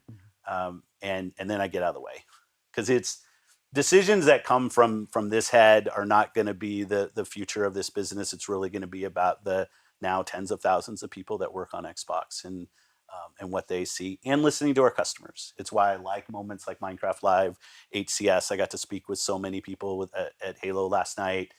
Going to events, listening online, playing on Xbox Live P3, and listening to what the feedback that people have. Because I want everybody who's part of Xbox, whether you're a customer or you're part of the team, to feel like you have an ability to craft where we're going, as much as I do, frankly. Yeah, well said. And I can personally attest to that as well, at least in the ways of which my job intersects with your world, your overarching world, where we do get that opportunity and see that you give us the range and the space to kind of make decisions in a cumulative way. So thank you for that. I've appreciated that in my last year that I've been here. Even you and I, before you came here, we would sit down when we would cross paths at events. And I always loved that you had a perspective on things that we were doing well, things that we could do better. It's why I thought you being part of the team would be awesome. Thank you. But it is listening to smart people who care about this industry, who care about growing this industry in a safe way and an inclusive way, and see there's so much opportunity with gaming, interactive entertainment as a form of community, as a form of education, as a form of joy and just fun. There's so much opportunity in this space, but it's not about 3 or 4 people making all the decisions for the industry. It's about the industry feeling like they have hands on the steering wheel as well. So people who I interact with and have a real constructive perspective come be part of Team Xbox. And on that note too, I think for me personally, I love what Activision has been doing with Call of Duty Next. They just had one recently too, a broadcast where they show off just tons of news and gameplay and bring their community into the fold. It's a pretty new broadcast for them. And I love that it is a presentation format, like there is news going into it, but at the same time, they invite over 200 creators and streamers. I wonder how they do that. It's wild. Everything is rigged with the ring lights and like their own connection to be able to stream directly into the presentation itself. So they're really welcoming the community into the broadcast, into the news. And to me, it tells me that they have a finger on the pulse in terms of their community, as well as modern ways of approaching broadcast. So obviously, since I'm responsible for what we call premier broadcast here at Xbox, that's something I'm personally really interested in and have been observing from afar. And now I get this opportunity where we are teams together and we can learn. So now that Activision Blizzard leadership is reporting to you, what does that mean and how do we come together to learn from each other? Yeah, we're a big team, especially when we think about greater Microsoft, right? It can, for teams coming in, I think sometimes it can be overwhelming. I think maybe in the case of Bethesda, I think about that journey and some areas where I wanted us to go faster and maybe some areas where I wanted us to go slower. Bethesda was a little different just from our own history because it closed during a pandemic, which had its own set of issues in terms of us getting the teams together. My first goal is to identify the teams at ABK where we can create connection. One of the cool things about going to King is, as I think you mentioned, we have the Mojang studio there. There's already a lot of shared history between those two teams. Now they're all part of the same company. So I don't think we're going to be in the way of those teams making connections. When I think about the broadcasts that they do, and BlizzCon's another thing that's coming up. How do we going, right? We got to go to BlizzCon. I've never been to a BlizzCon, so that would be fun. Maybe Michael invite me. We'll see. But for me, it's identifying the teams, making sure they're settled, because you got to think about these are teams that have been under a certain kind of ownership structure for 40 years. And now all of a sudden they're part of Microsoft. They're part of Xbox. So showing up, being there in person. When I'm going to Stockholm, it's not just me. Our leadership team is going. I want to be listening more than talking. And then finding those opportunities. I'll say my inbox is already full from a lot of people at Activision, Blizzard, and King who want to make those connections, who want to both have a voice in what we do, but also listen and from how we do things. So I think the opportunity is going to be there. It's going to be making the connections between our leaders and making sure we all go in with a learning mentality. Not that we know what's right, but let's listen and learn. So look, I paused it if you haven't already. Sorry. Yeah. Okay, cool. So I just wanted to say real quick, we got about 10 minutes left. If you haven't already, hit that like button. If you're new to the channel, hit the subscribe button. We'd love to have you back checking out our content. We love going through all sorts of different gaming news and stuff that's happening throughout the industry. But the question that I have to you, Loke, is after hearing some of what he said, and I know, like I said, we have about 10 minutes left, so he still has more to say. but I'm curious as to what you think about hearing that his messages are already full on people from Activision and stuff like that hitting him up saying stuff. Like, what kind of stuff do you think that's being circulated around there? Do you think that it's more gaming stuff or more of like switching up how things are ran behind closed doors, seeing that they have all these lawsuits and stuff happening? Like, what do you think the eager like what do you think they're more eager about as a company there? Man, Do you think it's the games or it's first, the ability to be under new leadership and have possibly a different it's the direction? games. It's the games. I'm betting a lot of the Call of Duty devs individually, maybe not the whole team, but a lot of them individually are reaching out like, yo, Phil, are you real about people should only work on what they're passionate about in Xbox? Because if you're for real on that, I'm about done with Call of Duty. I would like to work on something else. Please, for the love of Kojima, move me somewhere else or allow me to go somewhere else to another team to work on something else, even if it has to be a shooter. Give me Doom, give me the next Wolfenstein, give me whatever. So you're I'm thinking some done working transfer on Call requests of have to Duty. do with that as well? Then, like, ooh, Yes, yeah, I'm working at Activision now, but I see what they're doing over at I see what they're doing over at Compulsion. I want to be part of and South at Midnight. Yes, So or id. there's a possibility that he checks his voicemail and all he hears is, if you let it in, help! There's a possibility, Ham. There's a possibility, but you know, we're just assuming it's the Activision guys reaching out to him. Ham, there might be some people from Bethesda or the other in-house devs at Microsoft that have reached out. Like, I wouldn't mind being part of a team that writes a proper campaign for the next Call of Duty. Not a freaking 6-hour tutorial, but a meaty product. You know what I mean? So I don't think it's just the Activision guys reaching out. I think there's a lot of guys that have been looking at the Activision stuff being like, yo, give me some of that. You know what I mean? Yeah, I completely feel you, because Phil Spencer just got done saying that a lot of the people that are working on King, on your Candy Crushes and stuff like that, they remember those folks over at Mojang. Yep. Some of them folks remember each other and worked with each other or moved over to the opposite business, right? Or the other business, all right? So they went from Mojang to King, or from King to Mojang, or whatever. It's interesting to be like, oh, I'm with my boy again. And I kind of want to work side by side with him, because we were cooking. And there's no need for NDAs. There's no need for NDAs or anything. Now we work in the same company. And if Phil is for real about, yo, just work on the stuff that you like, just work on the stuff that you're interested in. Imagine. The possibilities are endless, dude. Not just what's it called? Not just in-house people are reaching out.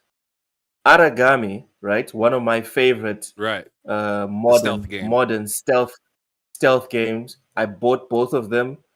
Played the crap out of them. They're both on Game Pass too.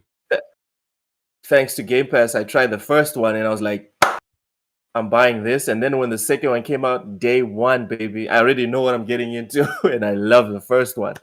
So, can you imagine, Ham? What I'm picturing is the devs that made Aragami. Unfortunately, the studio shut down. Right. They didn't sell enough copies.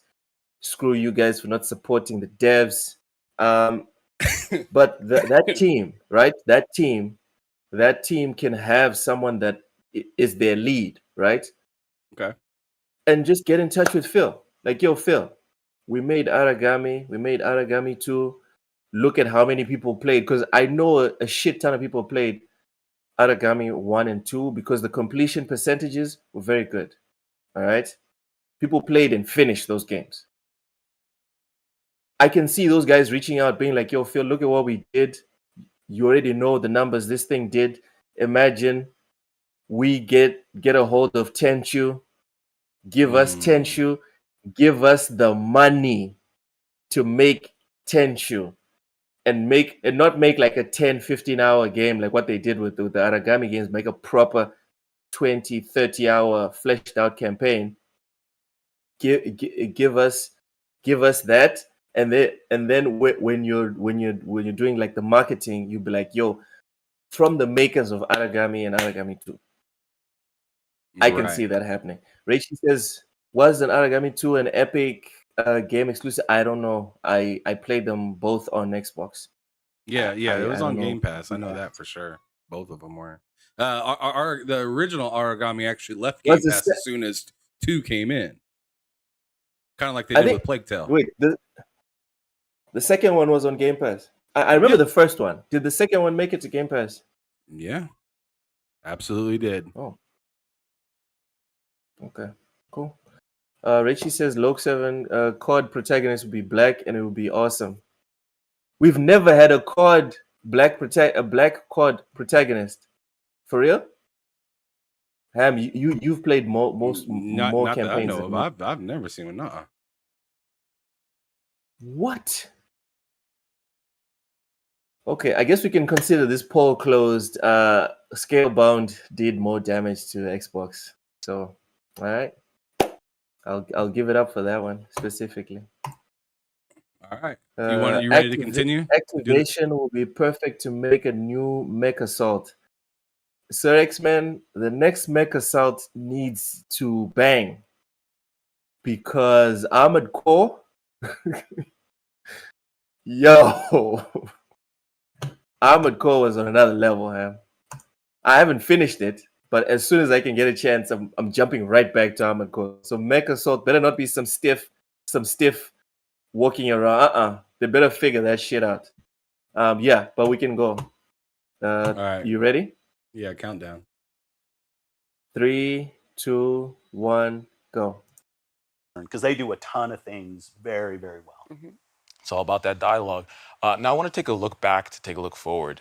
So almost a decade ago, you got the job. I remember the video of you in Studio D with Larry. Young. I don't know if you. I know, yeah. I go back and watch it from time to time because it's really interesting to see how Xbox's vision and journey has changed. And now we're going through this new phase with Activision, Blizzard, King, Bethesda.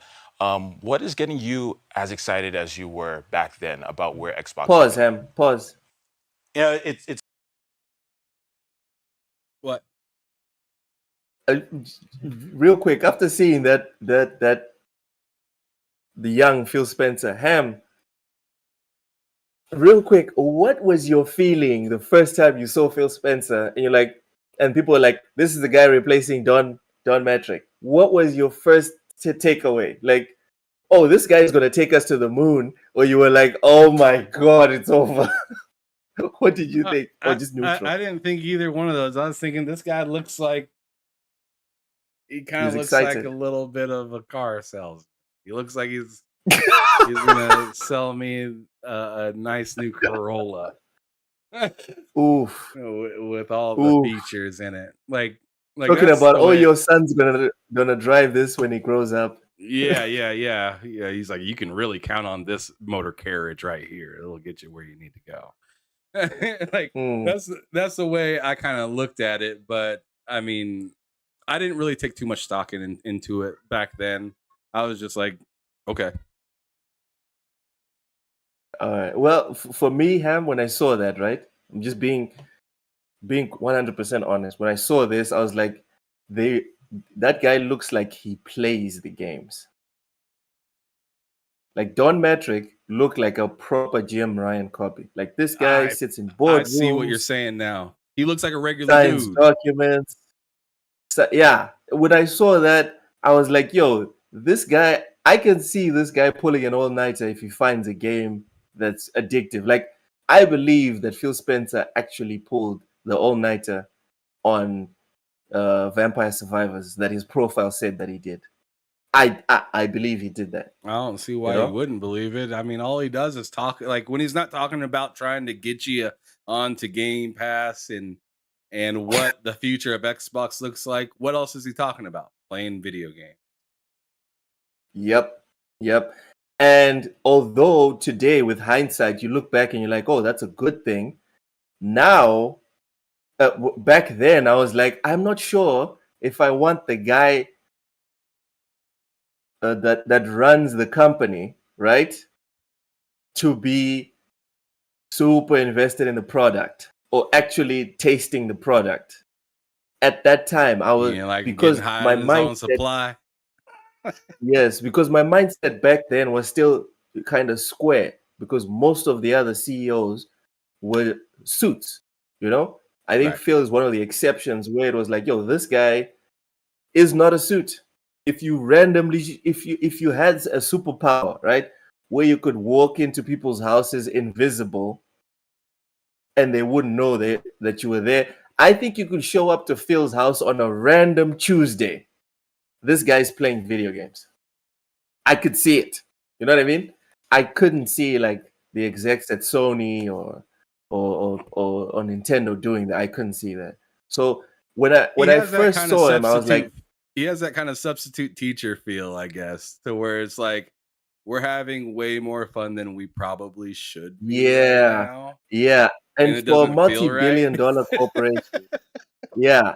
And when this guy was introduced, bear in mind, when this guy was introduced, the Xbox One was failing badly, and I was an Xbox-only console holder.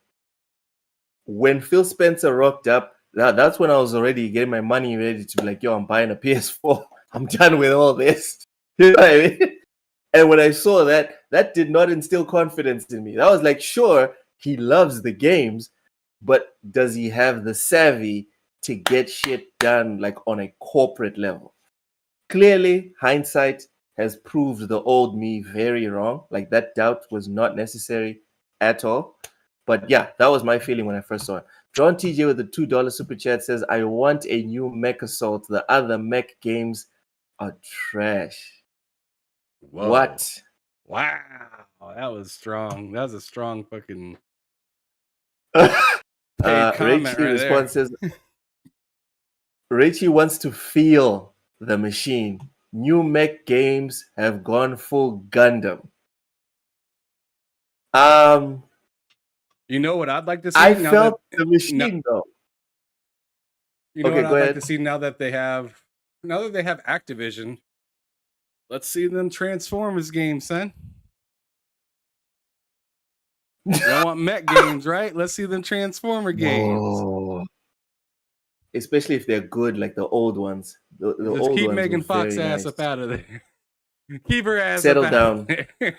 Settle down. Hey, Ham, what, you want her in? Those first Transformers movies with Shia LaBeouf and Megan Fox. Oh, I think she was only in the first one. Was it the first and second one? Just the first one? I thought she was only in the first one, and then she had beef with the guy. She had beef with the creator or whatever for the second one and didn't make the cut. Oh, damn it. Because remember, the second one was this fine blonde. That blonde was fine in the second one. Oh yeah, she was something. Hold on. Now I'm pissed off. Mm-hmm. Wait, she only showed up in one Transformers movie, for real? Yeah, I'm pretty sure she was only in the first Transformers because I'm like 90% sure that there is like banging blonde in the second one. Megan Fox was actually only a part of the first two films in the series. Yes. Oh, she was part in of the first one then. Damn. Two, yeah. I thought the second one was the blonde one. Oh, Chio Walker says that was the third one. Okay, yeah, okay. Bro, Dark Audience said the third one was the blonde. Man, I mean, I'm sorry, Megan, move. That blonde was banging. See you later, Megan. What? You were crazy. No, I ain't You were crazy, man. You were crazy. There's a Put up reason another I forgot poll. about her. Put There's up a reason. another poll. Hell no. I'm not taking 2 L's today. Megan Fox in Transformers. What's the name of the chick? I don't even know. What third Transformers movie? No, I'm just gonna put blonde. The blonde. I'm just gonna put the blonde. Don't nobody know her name. Hold on. It's Transformers Dark of the Moon. No, I'm just gonna search for the cast of Dark of the Moon. Hold on. Don't be disrespectful. Let's put people's actual names. Okay. Her name is Rosie Huntington. God damn, she's hot. Whew! Okay, Man, look at but Loki still, trying to I'm switch taking. his answers. Look at No, Loki's I'm look still taking Megan confused. Fox. I'm taking Megan Fox. Oh man, Dude, you are I'm taking tripping. Huntington. Okay, whatever. Huntington, whatever. I'm taking Who is more Huntington. She got the honey. Megan Fox? Come on, y'all.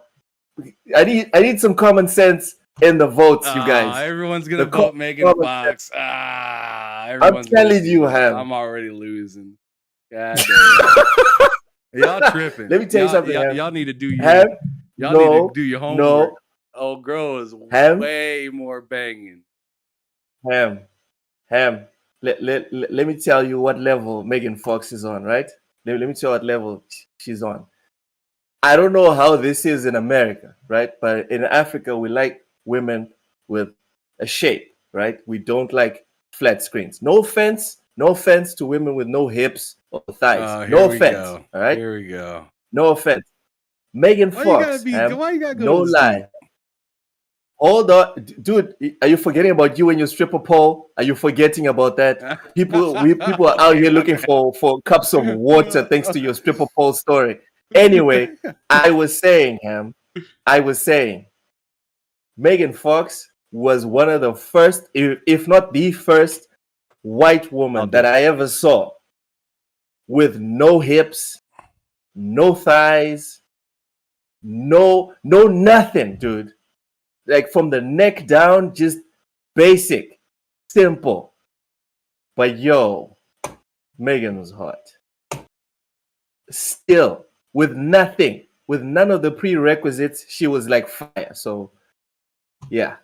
Sir X-Men is asking for her picture. Oh my God. You guys have Rosie Huntington at 50%. Y'all are crazy.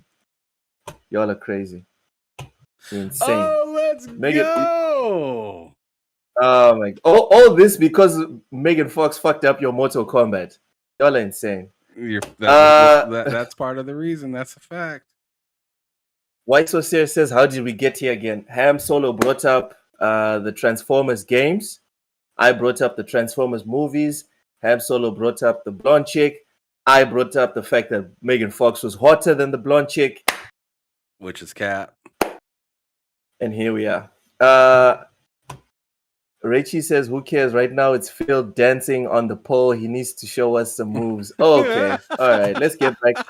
Hold on. I'm going to show these two pictures now because that's what they were asking for. That's what the people want. All right. Let's do it. Give the people want, what they want. This is outrageous that we're doing this right now, but okay. Lady Foxfire disagrees. She's with Huntington. All right. It's cool. All right. So there's Huntington. Bam. Wish I could zoom in to see closer.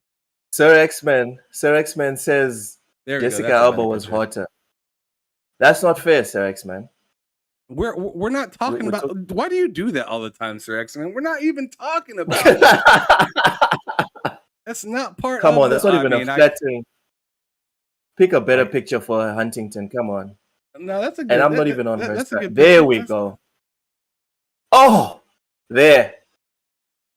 Look at that. That's insane. She is pretty. She is pretty. No doubt. I'm trying to put up a fair photo. All right, here we go. That's fair. Of That's fair. And you're right. Which one? And you're right. Megan Fox is very voluptuous. She is.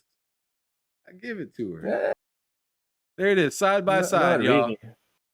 Side by side. I mean, more than Huntington.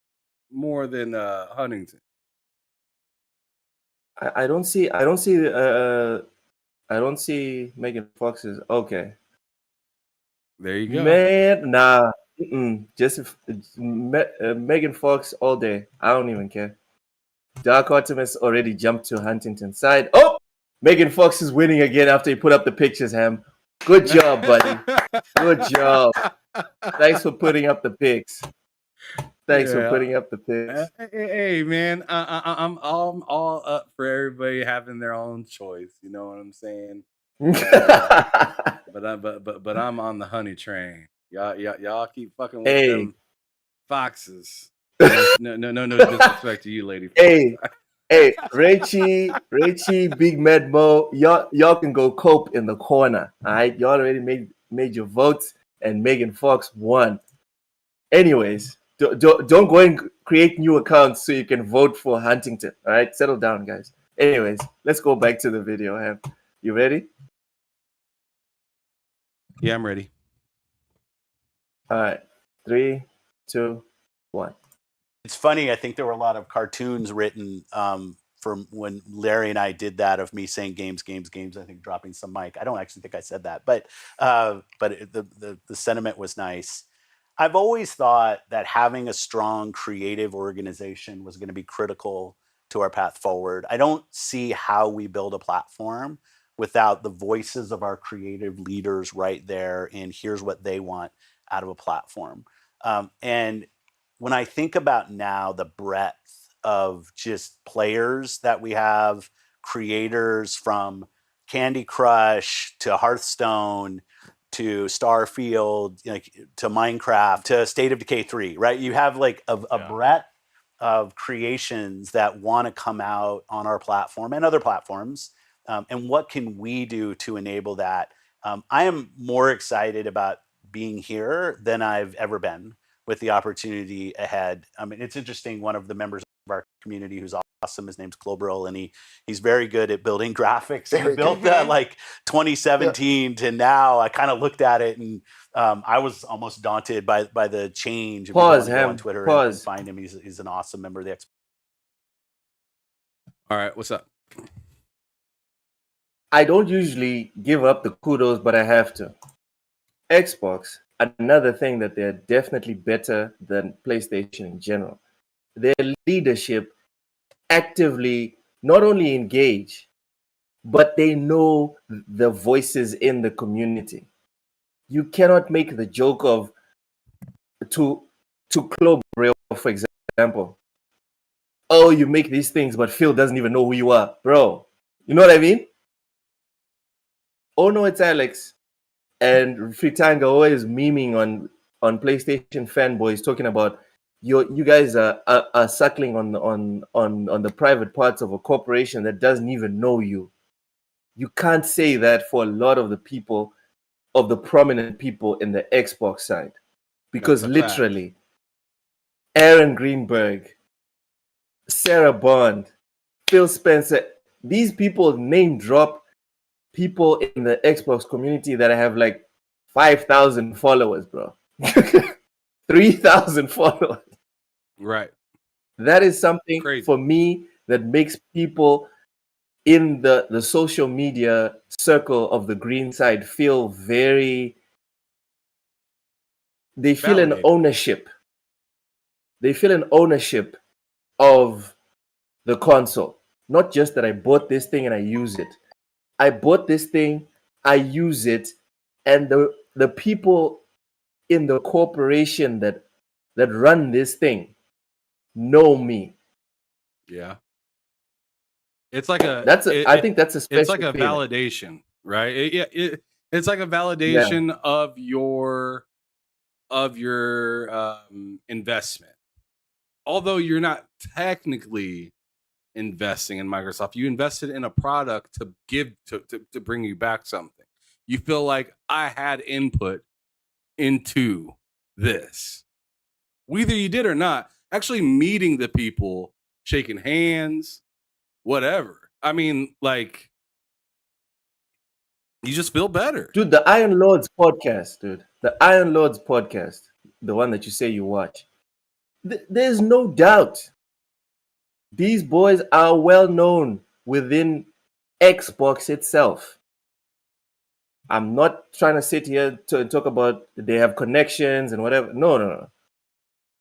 If people like Club Real are known, then definitely the Iron Lords podcast, they are known by name inside the inside Xbox itself.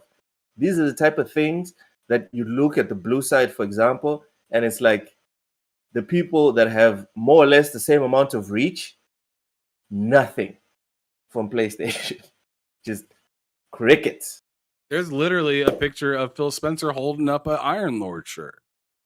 Him really doing I'm that. just saying it's not. I'm just saying, what, like maybe you can bring me some pictures from like the PS3 days or something like that. I don't know, maybe the PS2 or something. I don't remember, but I don't remember anything as of recent in the last like console cycle or the console cycle even before that, where anybody from PlayStation was holding up a random T-shirt of somebody else's random podcast. Like, who's holding up a shirt of Colin Moriarty's stuff at PlayStation? Or you know, who's showing up the gear of Dreamcast guy over at PlayStation? You know, Well, first off, who's hold rocking on. the I have hat to defend for Colin. NBG? You know, I have to defend Colin. Colin's is a big not name. Yeah, but he's not a content creator that's just focused on PlayStation. He is also a journalist. So, you know, But still, kinda. look at even that level. He's even, some would say that's a little bit higher of a level, right, Loke? Still not holding up Yeah. his gear. All right, let's get back to the video. I just think it's something that's noticeable. And when we compare, sure, some people will say that, oh no, we're here to play games, not here to get validated by corporations. But dude, why are you on social media? You're there to interact. So if we're talking about competition, right? If there's one place where PlayStation is clearly lagging behind, it's interaction with the people that are on social media trying to interact with PlayStation. Because you can't say you're not trying to interact with PlayStation when 90% of your tweets, at the end of the tweet, it's hashtag PlayStation, hashtag PS5. What are you trying to do? What? You know? So, yeah, that's all I wanted to add to that. All right, we got just over 7 minutes left. All right. Or 8 minutes. 3, 2. All right, 3, 2, 1, go. Xbox community and creates great graphics. But the growth in our creative capability was something that I thought was important from the beginning. Certain people would get upset that it wasn't going fast enough. Our first acquisition was Minecraft, and then we went through and we Double Fine and Undead and the list of a bunch of Playground, add Ninja. I'm gonna miss some, but like we added a bunch of teams, and then Bethesda, and now Activision Blizzard King. I'm just incredibly excited. I'd be remiss if I didn't say a little intimidated. You know, I see a lot of people who claim I've been trained for this job. I think you all know that there's no training I go through, right? I'm always learning every day, both on the PR side and from the leadership side. So it's maybe when I thought about starting my career, I never thought this is where I would be. But when I talk to the teams and I hear from the individuals who want to be part of this and the opportunity that we have ahead of us, that's the part that just gets me up every morning, 5 o'clock this morning, ready to do this, ready to go to Stockholm today, ready to sit with teams. I love playing games. I'd be up at 5 a.m. And what an amazing opportunity. 4 even. Phil, thank you so much for taking time, during what is probably the busiest time of your career or life. At least I don't have a tie and I'm not in court, right? But it was a good suit. You like Hey, leave the ties alone. Halloween. You can be This like guy. someone walking behind with the coffee. That we're going to reenact that later on. So you got a 12-hour Making flight ahead fun of of you, give or ties. take tonight. What are you going to be playing on the way? So I have my ROG. I'm going to be playing some Ooh, he has Starfield, a of ROG course. I'm really enjoying that. Speaking of Starfield, I know We had just more big news. Yeah. just this morning. It's good news. It's for a friend of mine who I've known for a long time, Pete Hines at Bethesda. Has decided he's going to start the next journey of his life. He's got a lot of things that he wants to go do. He's been such an incredible leader for us at Bethesda for so long, but also has earned this, right? He went through the acquisition. He went through building Bethesda, through the Oh, acquisition, helped pause. us get through an Pause. amazing launch of. Yes, Luke. Did you pause? Check No, the I'm just comment talking section. to you. There's someone pretending to be Dreamcast guy. He says, "Did someone say my name?" Oh my goodness. We didn't say it 7 times. So let us say it 7 times, and then you can go back to Wow. pretending to be Dreamcast guy. Jesus. Oh my goodness. All right, you ready to? What is Can we that carry on? profile picture? I don't know. It looks like his face, but that's probably not Dreamcast guy. Anyways, Oh man. you ready? Yeah, let's You go. ready? Let's Alright. go ahead. 3, 2, 1, go. From He's saying that's Starfield. slow. And I'm happy for him. I'm kind of proud of him that he's taking the opportunity to think about what's next. But he's announced his retirement's coming in November, I think is what he said. But it's nothing but great things to say about Pete and his contribution more than anything to this industry, to obviously Bethesda, to the Xbox in the time that we've worked together, and to me in just the feedback he's given me over the years, even before he was here, about things that he sees and opportunities. So nothing but great things to say about Pete. Congrats, my friend. Cool. And so you'll be playing Starfield on Oh, the yeah, way. sorry. It's a long flight, you know? Starfield Sea of Stars Yes. is a game I really like. Yeah. That may end up on some Game of the Year lists. It should. Sea of Stars is fantastic. I've been playing Forza Motorsport. I'm probably, truth be told, more of a Motorsport player than a Horizon player. If you go back, kind of so he has some over sense. the history of it. Motorsport, I'm still working on Brotato. For people who have not played the Brotato, it's a great Steam game. People should go try it. It's awesome on my ROG. But you're right, I've got 12 hours. In Starfield, we've done a few playthroughs before we launched. In this playthrough, I'm at the NASA facility on Earth, so I'm feeling good. So we'll see. We'll see how much I get pulled back and forth. Another one, Liza P. Neo is the team. Did an amazing job when you think about, hey, we're going to go in a genre that has such a high bar in terms of what people expect from combat, from feedback. I love the setting of kind of a gritty Pinocchio setting. Yeah.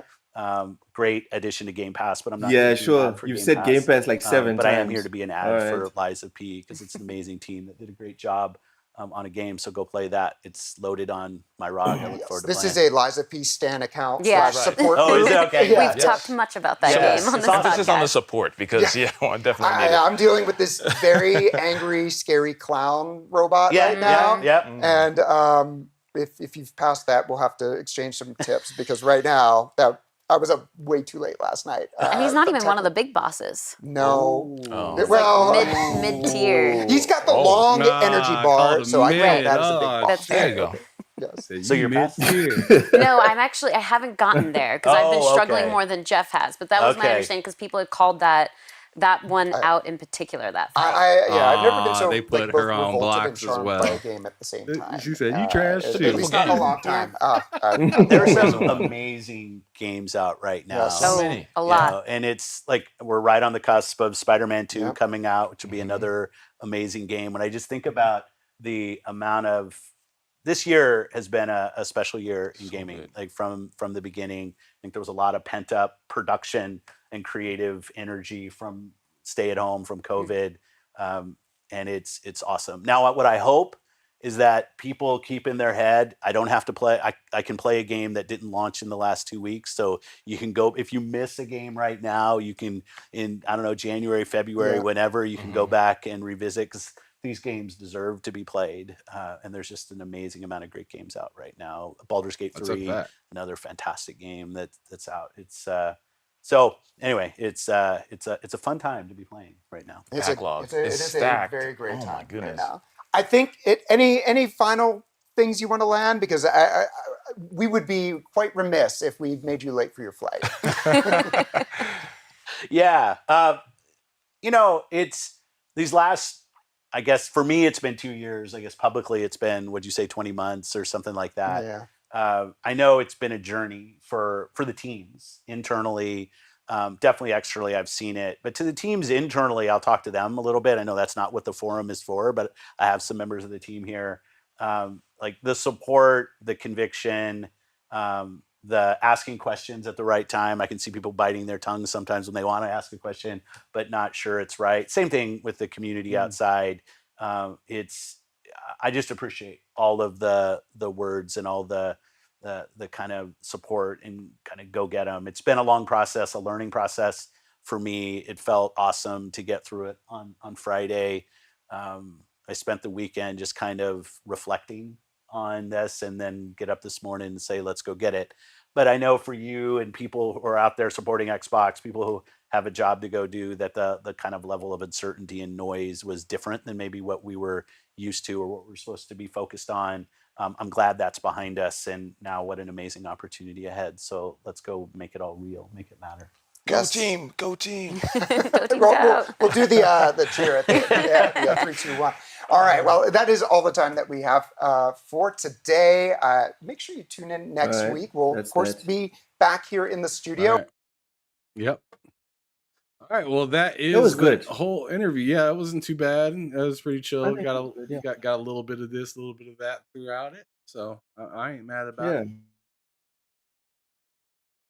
Thanks for sticking with us, anything, guys. Really appreciate that. Yeah. We've had over 20 people watching pretty much the whole damn time. So I mean, that's pretty phenomenal. That's a big jump from the beginning of this year. So we appreciate everybody that's rocking with us and whatnot. It's awesome. But we are now going to close this thing out because we've been here for almost 4 hours. Yeah. And that's about an hour and a half longer than we anticipated. Someone in the chat says you guys are going to become Iron Lords Podcast Junior. No, just no. Ham? Yo. Loda, okay. You have anything to say before I log us out? No, I'm all set, man. All right. Thank you to everyone for coming through.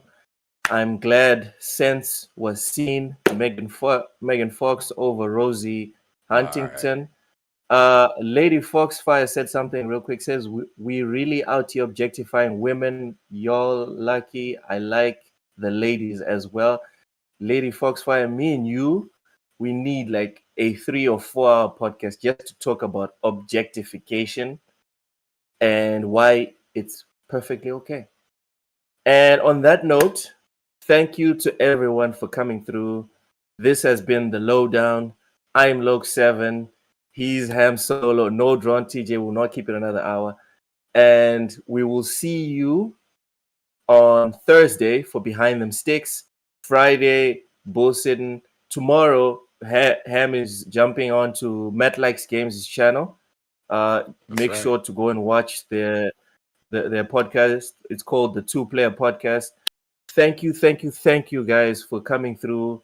The super chats, keeping the comments going, making us laugh. Big Mad Mo, that comment, bro, just damn, that was vicious. Thank you so much, everyone, and we'll see you tomorrow. Bye-bye. Peace out, y'all.